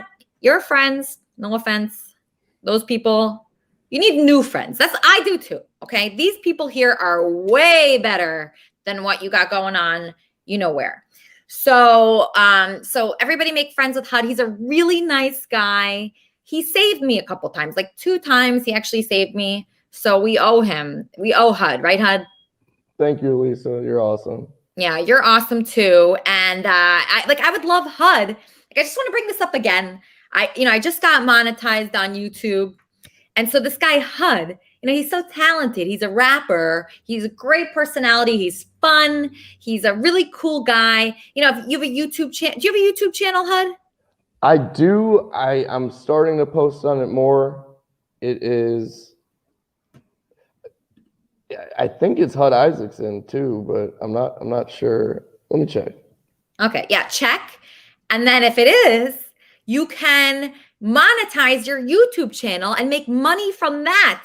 How cool is that? You can actually do that. And then you work harder and harder on it. You make your shows better and better. You rap on your channel. You talk to people. I'll send all my people to you. And it's one big community. And it's just a nice thing. It's really nice. And I've enjoyed it so much. And look, we have people here from all over, all types of situations. We have musicians. We have different kinds of guests. We have Miranda here. Miranda has another song for us. Miranda, you ready?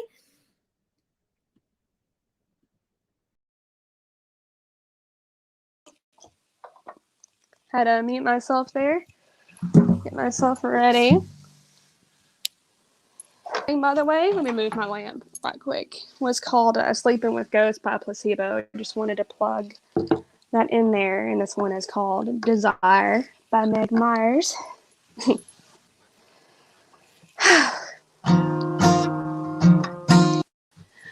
Baby, I wanna touch you. Into your world. See, I gotta bring it to you.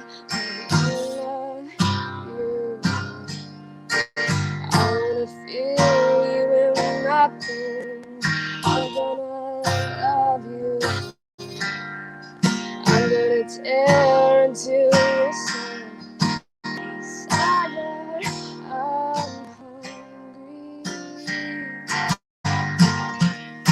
And I hope you'll feed me. How do you want me? How do you want me?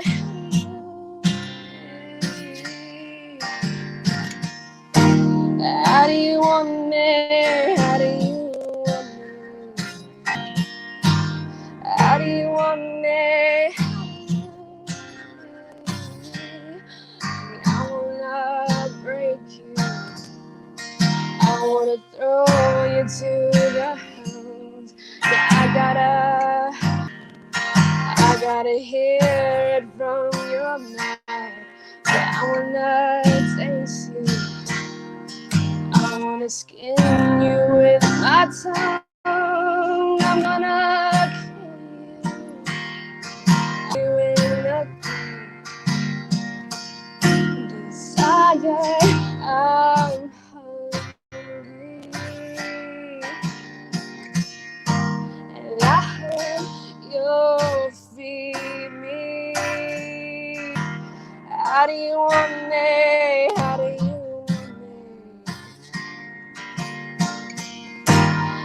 do you want me?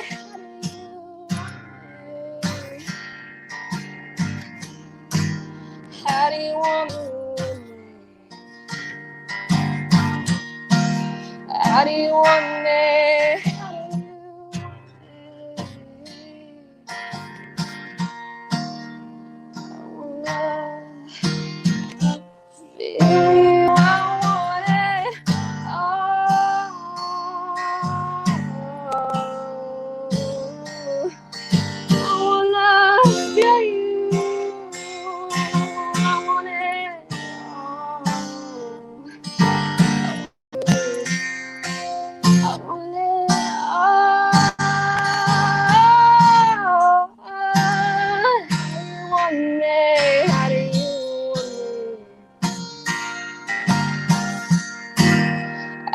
How do you want me?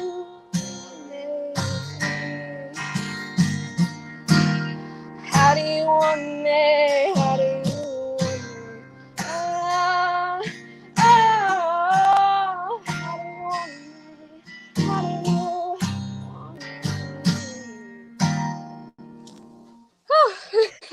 Okay. Awesome, Miranda. Miranda, thank you so much for being here.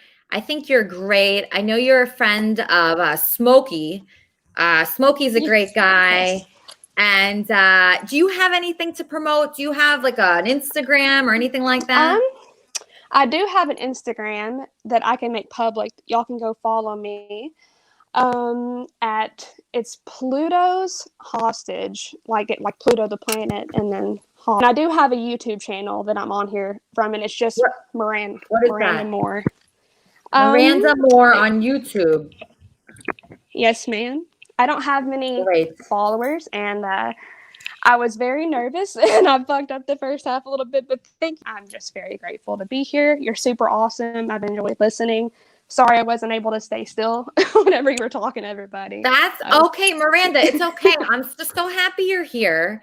And you're a great talent, and we love having you in the Kermit and Friends community. So don't be worried.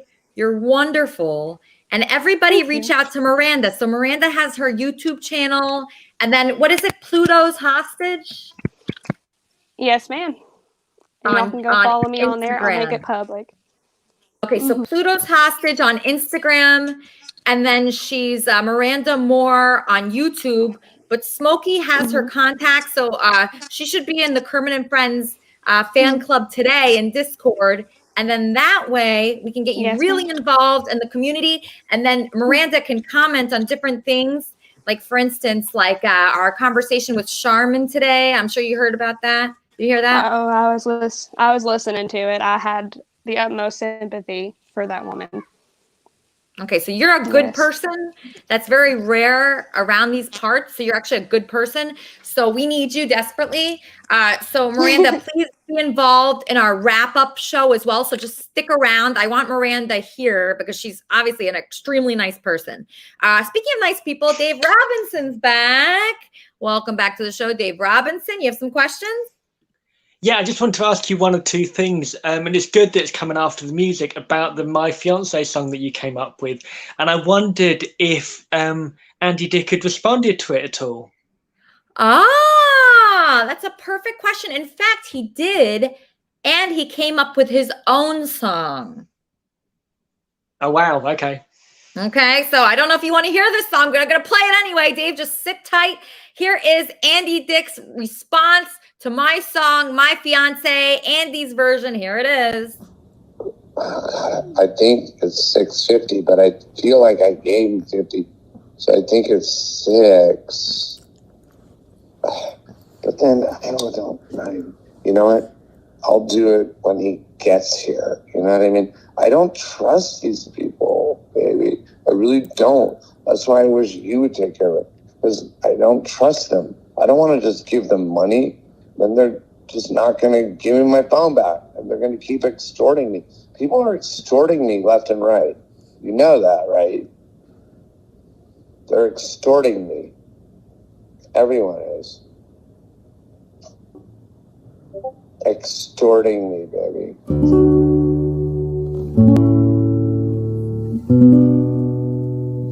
Tell you right now, I don't. Dude, you gotta I didn't realize what a fucking cunt you are. A horrible person. Horrible. You're just such a fucking horrible, weird person, man. Oh, fuck you. I'm kidding. And you're just a fucking retard. It's so dumb. And really, I thought you were smart. I was telling people you were smart. But you're just like a weird Dumbo.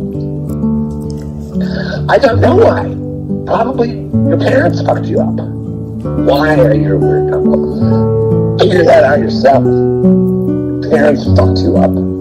Like you're fucking weird psychopath, sociopath, Dumbo, bitch, lying cunt.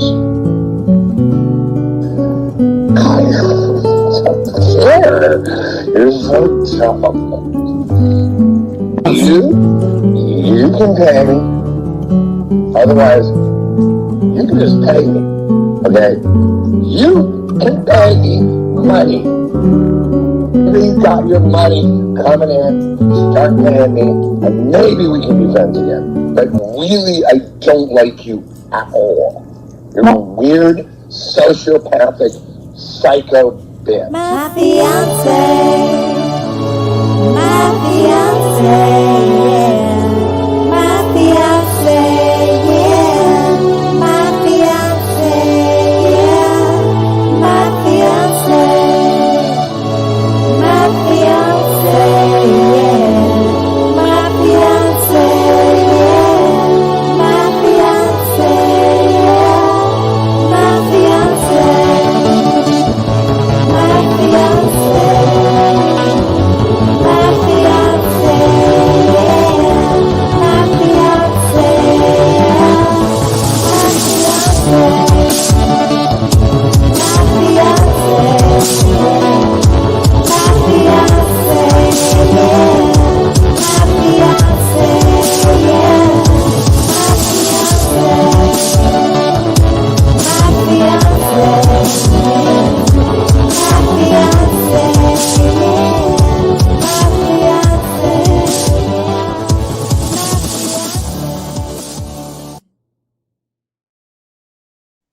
I'm just kidding. I made that.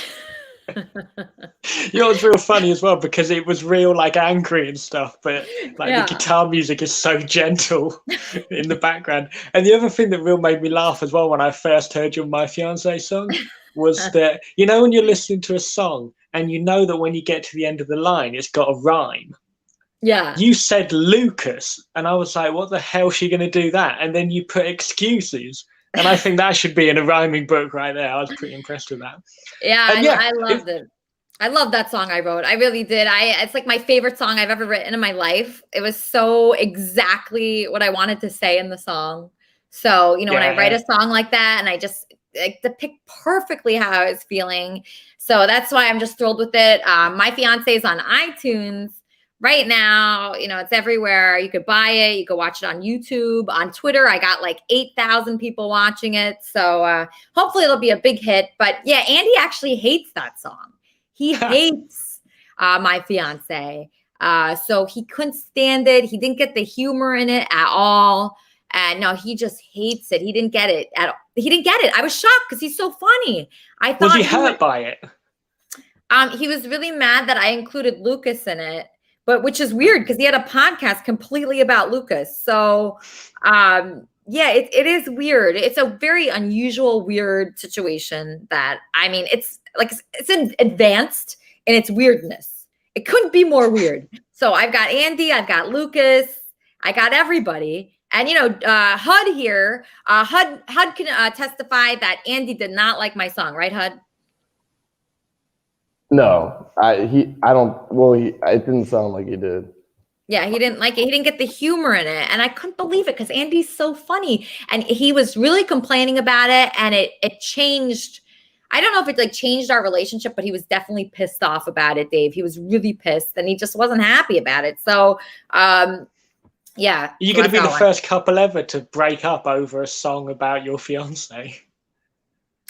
Possibly. I mean, he was texting me last night, 911, please help. So he's still thinking about me, but I haven't heard from him today yet, this morning. So hopefully he's okay. Also, it is real catchy as well, the My Fiance bit. Like it does hang around in your head all week. It's a good one. Thank you. Thank you so much. I really appreciate that. Yeah, it was so fun to write.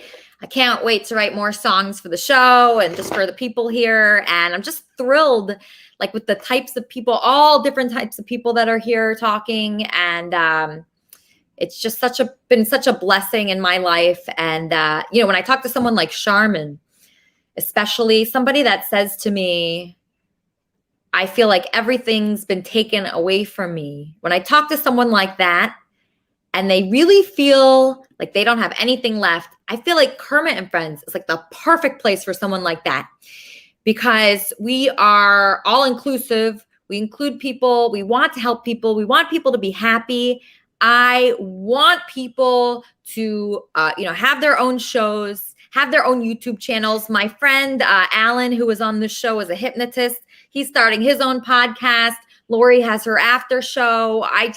That thrills me more than almost anything. So it's going well. You're happy. I'm pretty happy. I mean, sometimes I'm like, oh, what am I going to do on the show? What am I going to talk about? But I have all these topics that I write. I make sure I'm over prepared. So every time I set up for Kermit and Friends, I over prepare. So I have tons of articles that I think pertain to the show and pertain to the spirit of the show. And then, you know, Charmin's story today hit me hard.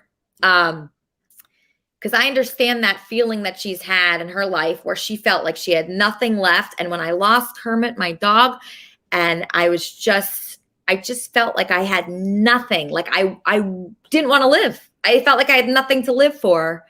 And just the journey of getting back to feeling like, oh, I have a little bit. I have something that I could wake up and look forward to something. Just if you have anything like that, that's why I really encourage people to, like, you know, join our Discord, join our community, and reach out to someone. If you feel like you can relate to DJ Smooth or Dr. Roy or Charmin or, you know, Dave here, myself, Lori, you know, Tony Rica, Johnny B, HUD, Sugar, Rumi, Miranda, whoever. If they say something or sing about something and you can relate to it, please reach out to that person. It will only benefit you. Well, yeah, you know what? A couple of people were asking me about the My Fiance song. You know the musical instrument that you're playing in the video you did? Yes. I never seen one of them before, and I wondered what it was and more how you played it. I think it's called like a kalimba or something like that. Actually, Benji bought this for me. He bought this for me, and that was really nice. And yeah, it's good to write songs on that. So usually I'll just like find a good note, like, you know, it writes the notes on here. So there's C, E, G, and you can just you know, if you're on the beach, it's good. Or if you're outside and you want to write a song, you just find a note here and you just sing along. And what I do is I record it into my voice recorder. I go home and then I, you know, write it on GarageBand later. And that's just how I do it. Yeah, it's good. It's good. Yeah. Yeah. So I'm happy you like the song because I admire you as a musician. Oh, well, that's very kind. Yeah. Yeah. So thank you. What do you think of Kermit and Friends so far today? You have any thoughts on anything else? Well, I think it's really interesting. Well, as well, like particularly because, like, obviously I'm from England. It's like a lot of the stuff that Sean was talking about and that a lot of the other people talk about, I have no first-hand knowledge of at all. But really? It's a bit like being dropped in like a museum or something you've never heard of before. Like you're more interested in it just because it's different to you. So I can't even imagine what Sharma's gone to. Like I don't have children or like I'm not in that particular position in life. That must be really difficult to go through. And especially if there's political undertones, that makes things hard to be dealing with. But yeah, it's really interesting hearing about it. And even just Miranda there, Like she had a singing voice was great, but she had a really cool speaking voice as well. And I think, Yes. well, I never met anyone who's from wherever she's from before, but it sounded really cool. And so it's kind of nice to like open up your ears to what other people are doing. Because otherwise, particularly with coronavirus, the world can get real small and you're just wrapped up in you and what's immediately happening around you. And then you come with Kermit and Friends, there's people from all over the shop. Yes. So that's something that I really enjoy about it. And I just love bringing people together. I love, even after the show, seeing people communicate. So even if you don't understand what Charmin was talking about as far as like the QAnon stuff and that, I feel like we can all relate to her pain. Yeah, she's a human being and you can pick up bits of it. Like it does come through. Yeah. So even if you don't know anything like politically about what she's saying, that's okay, because you can still relate to the pain. And we're kind of like watching her go through her pain here, talk about it, be open about it, and really express it in a way where, I mean, there's things about it I don't understand too much. Like, I mean, I never ran for president before. It seems like a good idea, but kind of like it backfired. That would be a great bit for the show, by the way, if you did run for president. Yeah. And I think, the running for president, I mean, I would love that, but, she was hurt by it and it's her dreams. That was her number one dream to be president. And that's something that hurt her. It ended up hurting her. And I feel like we can relate to that because in my dreams, like I have a lot of dreams in my life and a lot of my dreams did hurt me. Like when I went for things, I just got so hurt because I was so close to it. When you get really close to something, it could be more painful. So I feel like everybody here. Okay, so Luna, I want to tell you something. Something changed about Kermit and Friends recently. So I made it possible for anybody to share the Discord link to join the Kermit and Friends fan club, Lori. So you can, you can share it. So there's a couple changes that happened here. I'm going to get to Tony, Rika, and Johnny B next, but I just want to say something. And Rumi too. So Rumi, Johnny B, and Tony, Rika. Okay, so a couple things changed here. So one thing that changed is Lori or DJ Smooth or Charmin, Roy, whoever wants to share the Discord server with their friends, they can. So not only myself and Leaf can share the fan club, but anybody can. So if you have a friend that can relate to Charmin or me or even Andy, God forbid, you can share that link. So then you can bring those people in. So it's not just me and Leaf choosing who's part of it. It's the whole community, like DJ Smooth. I'm sure he has some Liverpool friends that would really benefit from Kermit and Friends. Yeah, he asked me for a link. And I didn't know that I was able to share a link. Yes, this is brand new. So I just did that with him now.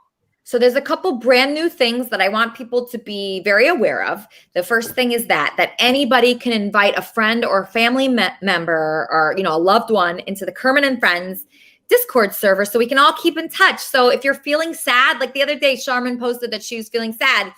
And it was weird. I was feeling sad at the time too. So I didn't write anything because I didn't want to contribute to everyone's overall sadness, but there were other people that were feeling good that helped her. And there were other people that gave advice and that was really cool. So that's what I want that place to be like. It's just a feeling of warmth to it where people can go in there and maybe they're depressed or maybe they need just someone. You just need someone. Go in the Kermit and Friends Discord server and become a part of that. So that's a new thing. Another new thing is obviously I got monetized. So that's cool. I want everyone here to be monetized, even people I don't like. Yeah, people I like, people I don't like, everyone involved. Become monetized, have your own YouTube channels, have your own wrap-up shows, and then grow them and be patient because it'll happen eventually. So that's great. Obviously, Lori, for the wrap-up show, Charmin's story is so fascinating. Mm-hmm. I mean, I could not be more fascinated by it. It is thrilling that she got to do her dream of running for president. So she was running for president. It's just incredible on its own. But then what came along with it was a lot of pain and sadness and agony, and she's still going through pain. So I'm sure that's something that every Kermit and Friends Kermitarian person can relate to, is going for something you've wanted your whole life, but being devastated by that thing. Like, I thought I'd be married to a funny guy, but then look what happens. I mean, I get like yelled at and screamed at and talked to in a mean way. And, that just comes with it. And, I love Kermit and Friends, but then sometimes it gives me pain. So sometimes things that we really love give us pain. And I think that would be a great topic for the wrap-up show. Do you have anything else that you wrote down? I've got a lot. I've actually written a lot of like thoughts and stuff. Okay. Like here's no I tried to show a message for Eric when you had him on camp last week. This is all more notes here on the back, and then here. The message I wanted to like show Eric when you had him on cam one day was that I was thanking him for joining me in my Quran reading.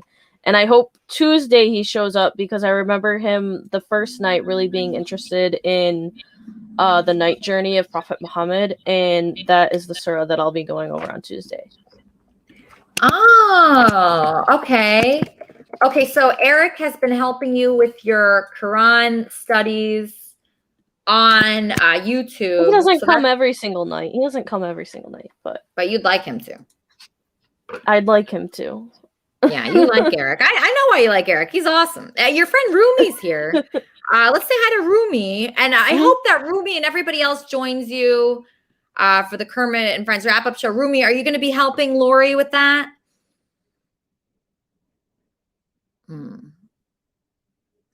Okay, Rumi, you're muted. I don't know why. I didn't mute you. 1 second. He's muted. Okay, so let's see. I still have some more audio to play. I don't even know where I should start with this. I have audio to play from, Eric wrote a version of my song. There's so many versions of the song. I'm kind of like confused on what to do. Let's just bring up Tony Rico real fast, a positive person. Tony, thank you so much for coming on the show today. You're the best. Tony promotes Kermit and Friends on his awesome Instagram account every week. That's a true Kermitarian. Tony, I don't know if you were here for the whole Charmin thing. Were you around for that? I kind of right in the middle of it. I missed it. I'm going to watch it like I usually do. I'll rewatch it. And I was just listening to her, that part of the story, which is that first part I really missed, everything going on with her. I mean, I feel for her. I really do. And, whatever help, any of us can do for her, to help her out. I mean, hey, I'm part of that too, to help. I just, give me, keep me up to, fill me in a little bit here. Right now? Oh, okay. Because of everything, Yeah. So pretty much, I mean, what I learned from Charmin's story was that she went through a lot while she was running for president. And the people in her life and her actual life took what these stupid idiots were saying seriously. And it's like, how could you do that? How could you take that seriously? Like, I know her now, and I would never believe it. So I guess, I mean, is it weak-minded people? I mean, what kind of person would just believe that garbage is just, it's very frustrating. I can see how it would be frustrating. I get frustrated, people say things about me that are so untrue, and I get frustrated by it. But I mean, I guess you just learn to not think that way. I mean, we all get, I mean, you, myself, many of us out there, we get, there's there's just plenty of nasty stuff that goes out there, and it's like, do you entertain it or not? And you really do want to sometimes engage in it, but most of the time, what I've seen, you just stay away from it. And as much as you want to just jump at it, kind of like when I was listening to what happened, what you said you were arguing, right? Yes, I was arguing. I hate arguing, but I did it. Right, but yeah, you need to get it. It was like, I don't know. Do you have some Italian in you? I don't know. Yes, I do. I'm part Italian. There you go. Yeah, that came out. Okay, some of that Italian came out. And you had no choice. Sometimes you don't have a choice. You have to just give it back. Not that you want to, but you do. You have to go right at them. And however it is, and even though it's in a public place, sometimes it is what it is. You just get it done. I mean, let them know. And you're a brilliant person. I mean, your studies. You went to Berkeley, correct? Right? Yeah. That's I incredible. went a lot of places. Thank you so much. Yeah, I don't know. It's just overwhelming sometimes because it's tough to see a fellow Kermitarian go through pain. It really is. So, Tony's such a positive guy. If you're going through pain, would you say reach out to you? You're one of the people that can. Yeah, without a doubt. I mean, there's no. Yeah, you hit me up or whatever. It doesn't matter. Everything's at Tony Rick at WWE. So it doesn't matter what platform. You can always hit me up wherever. It's hard because sometimes there's so many messages that come in, like in your DM or in your inboxes. It's like Wheel of Fortune. It just keeps going around. So you have to keep some of your notifications off. But when you go in, you try to find whatever you can. But I try to connect with people that really do have questions around pretty much with anything, and especially like Charmin. I mean, like you were mentioning with YouTube channels, and I've been working on it. Actually, it was before I started here on Kermit and Friends, and being part of this whole group. I mean, you have a tremendous group here, wonderful people. It is a great place to go to, and I'm doing a thing. It's called Taking on Tony, and that's the thing. In other words, anything coming right at you. I mean, they could come at me with anything. It doesn't matter. You have an issue, you come at me with it. You want to fight, come at me. Physically it has to be sanctioned. But typically, though, it's different things. But really, my thing is even when I start the show, I'm always going to direct people to come here. I definitely want that because you need that positive. You have many different people that come on here with different questions, and they'd like to have some answers, but at least there are people that can connect with them and hopefully help them out. And like you mentioned on Discord and all that, there's plenty of things that you can do on there and relate and connect with someone from there too. So I'm glad you put that out there too. I mean, you have that out there. So you have DJ, DJ Smooth. DJ Smooth is here. He's back. Yeah, right, man. What's going on? What's going on? I just need 1 second. Keep me on. Keep me on. I'm worried. There better not be any nudity, DJ Smooth. I'm gonna be really pissed. Where is he? Where is Eric last? DJ, you cannot do that. You can't stop doing that. Why? Fucking got you good. No, you didn't get me good. You know why you didn't get me good? Because I knew you were gonna do that. Don't do it. Why are you doing that, DJ? Come on. What are you doing? I need to get the angle right. I seem to miss it every time. You miss it because I won't let you do it, DJ. Come on, we're trying to have a classy show here. Okay. Trying to have a classy show. Hey, you've got people covered up by Andy Dick slogans, jerking it off. Playing your songs and that. Like it's. You have to send me your mooning pre-recorded. Right. So that way I can cover you with Andy Dick's face. Okay, and speaking of Andy Dick, we're going to play his podcast, right? So, Rumi, Andy has a podcast. Have you heard about it yet? No. Can you hear me? Yeah, I can hear you great. Yeah, you sound good. No, I haven't. Okay. So what I wanted to do is I wanted to show people part of this podcast. It's called Addicted, okay? And I thought it was really good. It reminds me of the vulnerability that Charmin puts out.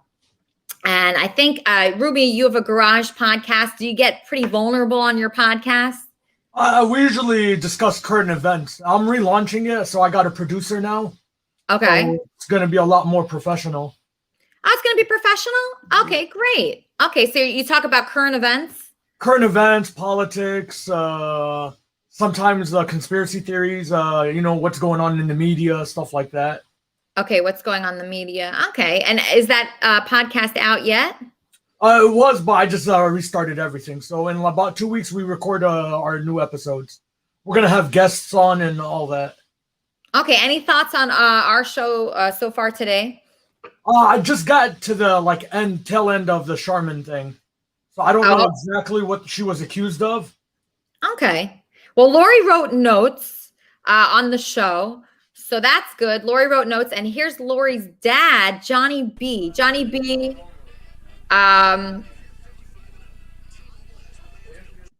That's some room there you got, Johnny B. Wow.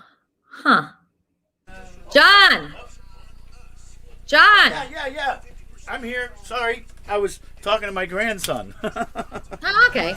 Well, I'm gonna play pretty soon Andy's podcast, but first, do you have a song for us? Yeah. Also, you did notice I do give a shout out for you on my the Man Cave Live on You Now. You know. You gave me a shout out? Yes, I did.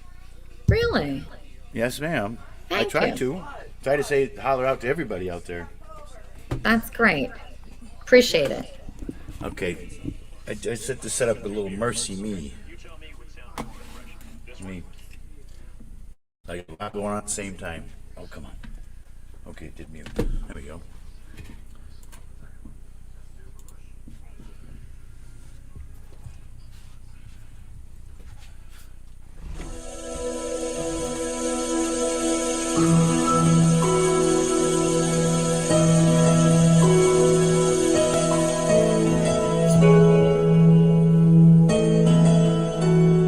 Can only imagine what it'd be like when I walk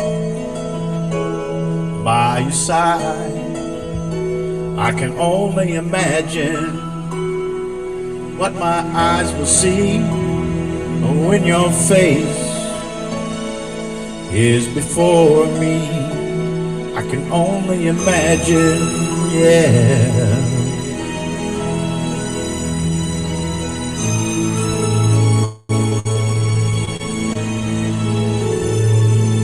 Surrounded by your glory, what will my heart feel? Will I dance for you, Jesus? Or in all of you be still? Will I stand in your presence? Or to my knees will I fall? Will I sing hallelujah? Will I be able to speak at all? I can only imagine. I can only imagine. Only imagine when that day comes and I find myself standing in the sun. I can only imagine when all I would do is forever worship you. I can only imagine, yeah. I can only imagine. Surrounded by your glory, what will my heart feel? Will I dance for you, Jesus? Or in all of you be still? Will I stand in your presence? To my knees will I fall? Will I sing hallelujah? Will I be able to speak at all? I can only imagine, yeah. I can only imagine.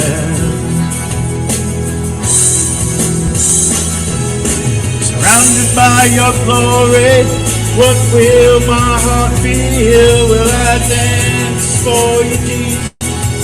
Or in all of you be still? Will I stand in your presence? To my knees will I fall? Will I sing hallelujah? Will I be able to speak at all? I can only imagine, yeah. I can only imagine. I can only imagine, yeah. I can only imagine. I can only imagine. I can only imagine.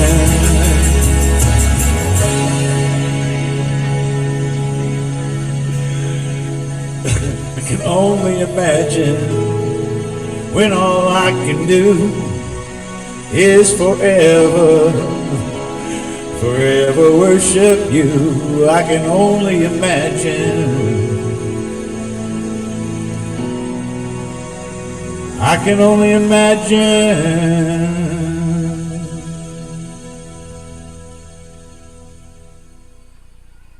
My smart aleck kid. Okay. My smart aleck How's kid. Adam? What's his name? Lucas. Hi. His name's Lucas? Yeah. Is that the Lucas? Yep. Howdy. Hey, Lucas. Hey, I heard a lot about you. I heard you guys are getting wiped up. Yeah. Aren't you Andy's ex, Lucas? Oh, no, I don't swing that way. So this isn't the Lucas. Lisa, zip it. Oh. Zip it. So is this relationship healthy for you? Oh, no. No. Completely toxic. But how is it dysfunctional? This is the guy that's 18? no, this guy's 23. Okay, so he's still half your age. Are you? No judgment. No, it's just a comment. Me? No, it's just I'm starting to get a picture. Okay. So he's 23. hot as fuck. 3 years we've been together. Oh, ooh. So you're getting to that. You're getting to that place, like the 3.5 year mark. Oh, yep. I'm gonna cry now. So what happened? You guys are breaking up. He broke up with you. You broke up with him. I'm embarrassed about this, but he hit me. Okay. And when I know girls that have got hit, I'm like, then get the fuck out of that relationship. He hit you, get the fuck out. And then he hit me. I'm like, oh, maybe I did something. I deserve it. 5 times. Andy, dude, we need to talk about this. The doctor says, dude. Dude, there's like a red line here. Okay. There are some gray areas and there's some, maybes, but there's a red line that, people can't cross. Like you just can't cross that line. Mm-hmm. There's some times when people are wasted, maybe you're having rough sex, maybe it's part of like what you're into. And then he's a coke addict. He's like, I think his brain is demented, and he'll like leave my place and go. And then I find out later he went off with other people and was just doing blow all night. I'm like, what? So this really has less to do with him. I still love him. I'm sorry. Of course you do. And it has less to do with him. Can you more with explain that? Because everyone in my world hates him, but I'm telling them, but I don't. And I what's wrong with me that I love him so much? You know what? You know what I think? I love crazy psycho people. Well, you feel like you deserve it. This is exactly what you feel like you deserve. Look, water rises to its own level. Your self-esteem is not in great shape. Like, what are you trying to work out with someone who treats you like that? What is the story you're telling yourself? Good sex? Is it good? Yeah.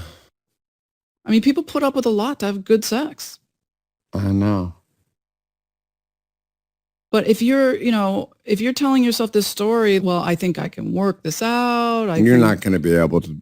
I'm going to still be with him because literally right when I was getting out of the car before I saw you, 30 seconds, I was on the phone with him. Mm-hmm. And I invited him to come to Vegas to shoot this movie with me. Mm-hmm. I'm embarrassed. You're right. It sucks. Well, I don't think you're going to break up with them. I think you love the chaos. I don't think you're going to break up with them at all. I think you're addicted to the chaos. Yeah, that's what my second baby mama says. You're addicted to chaos. Yeah. The boyfriend I was just talking about, if I bring any other boy over, he beats them up, punches them in the face. It turns me on. So you have a whole kinky thing going on there. No, I don't fucking jerk off watching it. It's like, wow, he really cares about me, I guess. Oh my God. Do you warn these boys before they come over that they're going to get punched in the face? I'm not doing that anymore. Yeah, I will never bring him Father Andy, do not do that. Andy, so tell me more about this codependent, messed up relationship and how you're addicted to this. Like, what's been happening? There's got to be some, a lot of negative fallout from this, even though you're saying, like, I don't care. It sounds like you do. Like, what's been happening?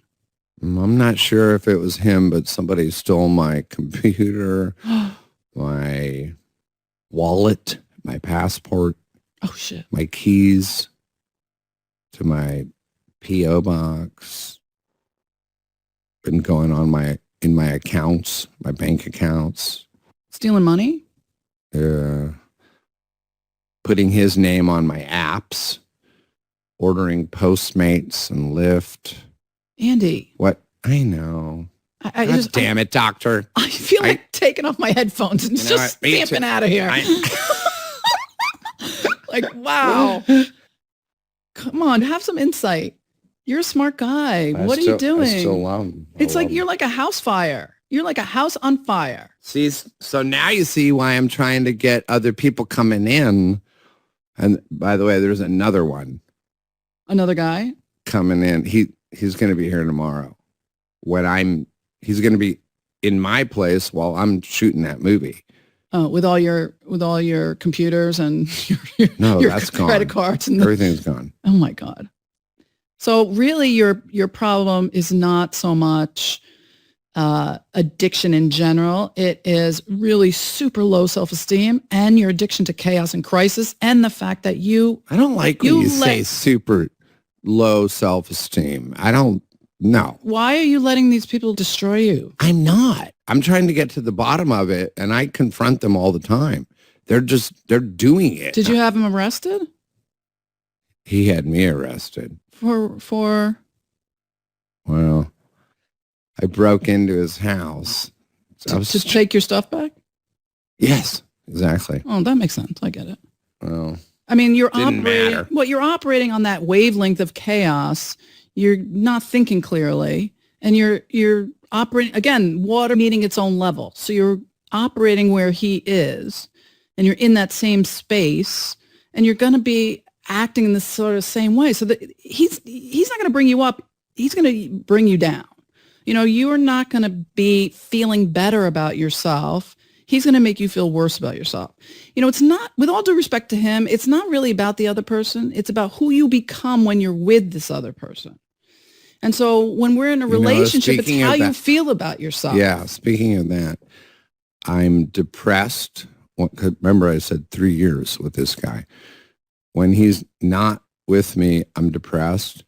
And then when he's with me, I'm depressed. It's just not a good relationship. Well, what's the fuck wrong with me? What are you getting out of it?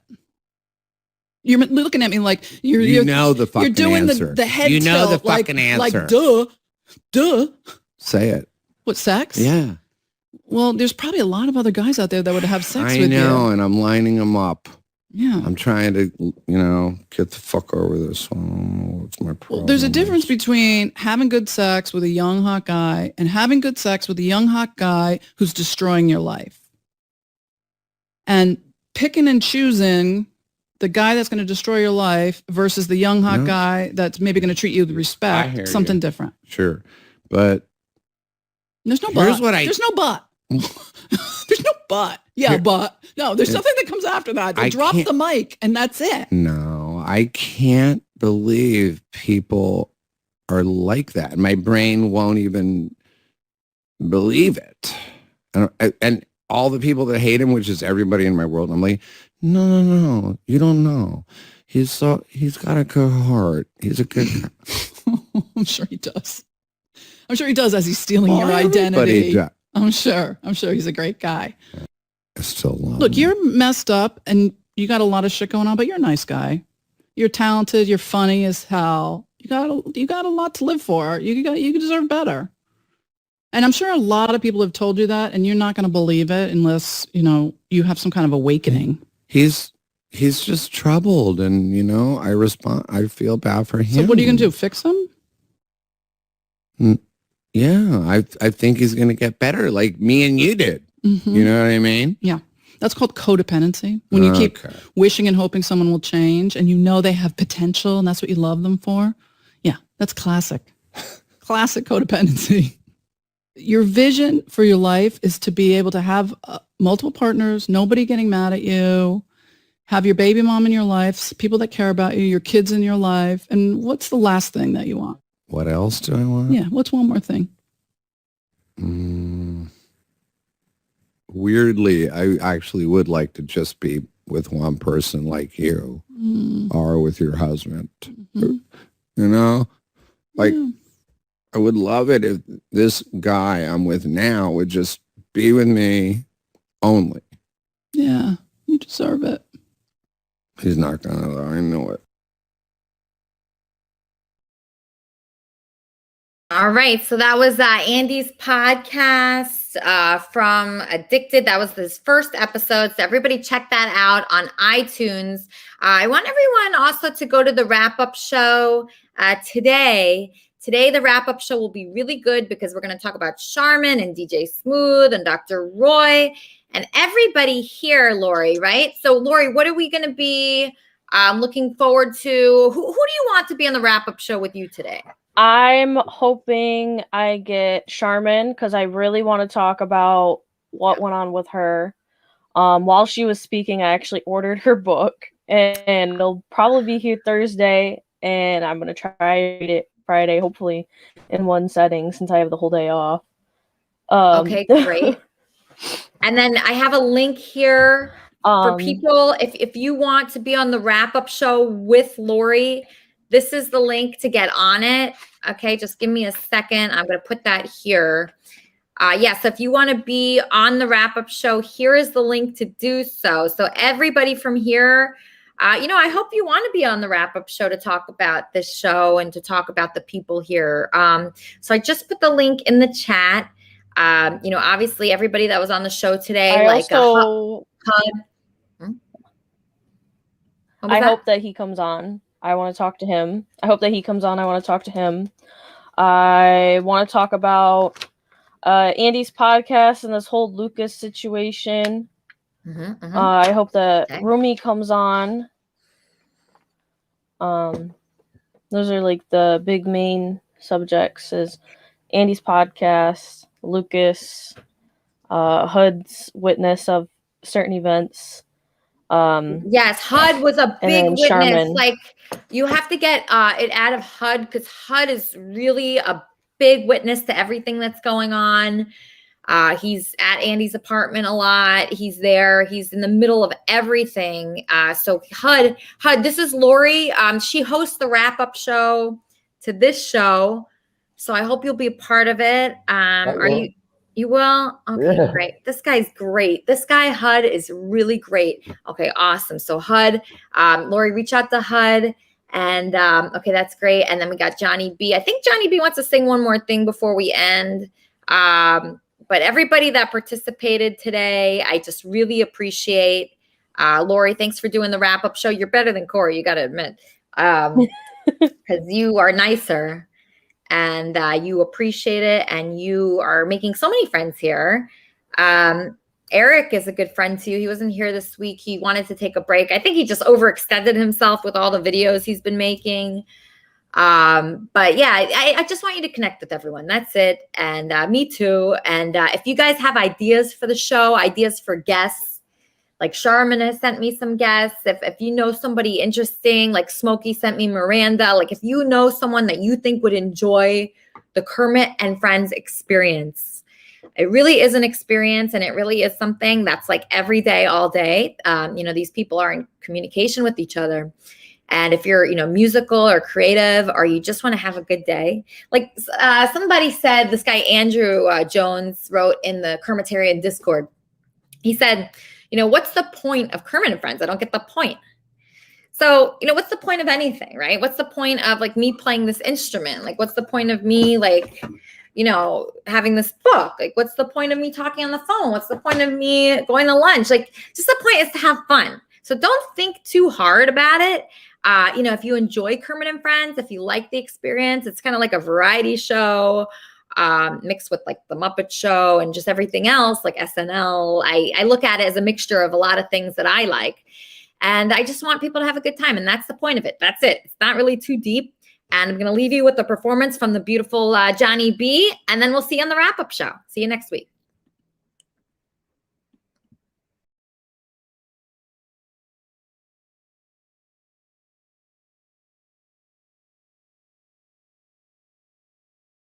John, no one can hear you. No one can hear you, hon.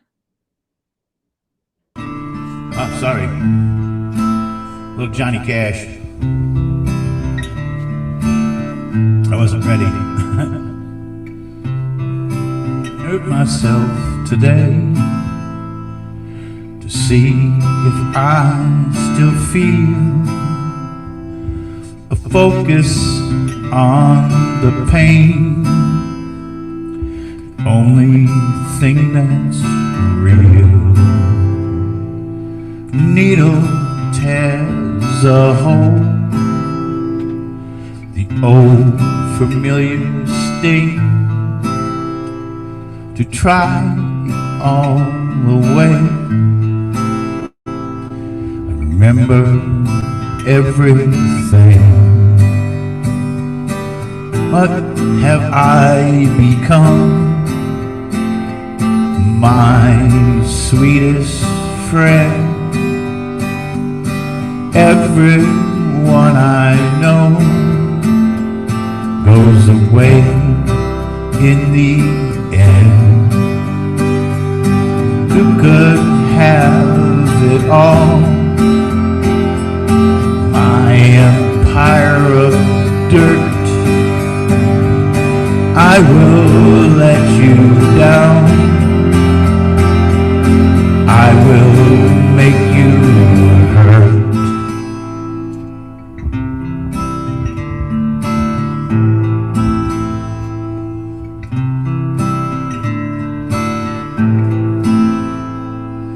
I wear this crown of thorns upon my liar's chair, full of broken thoughts I cannot repair. Beneath the strands of time,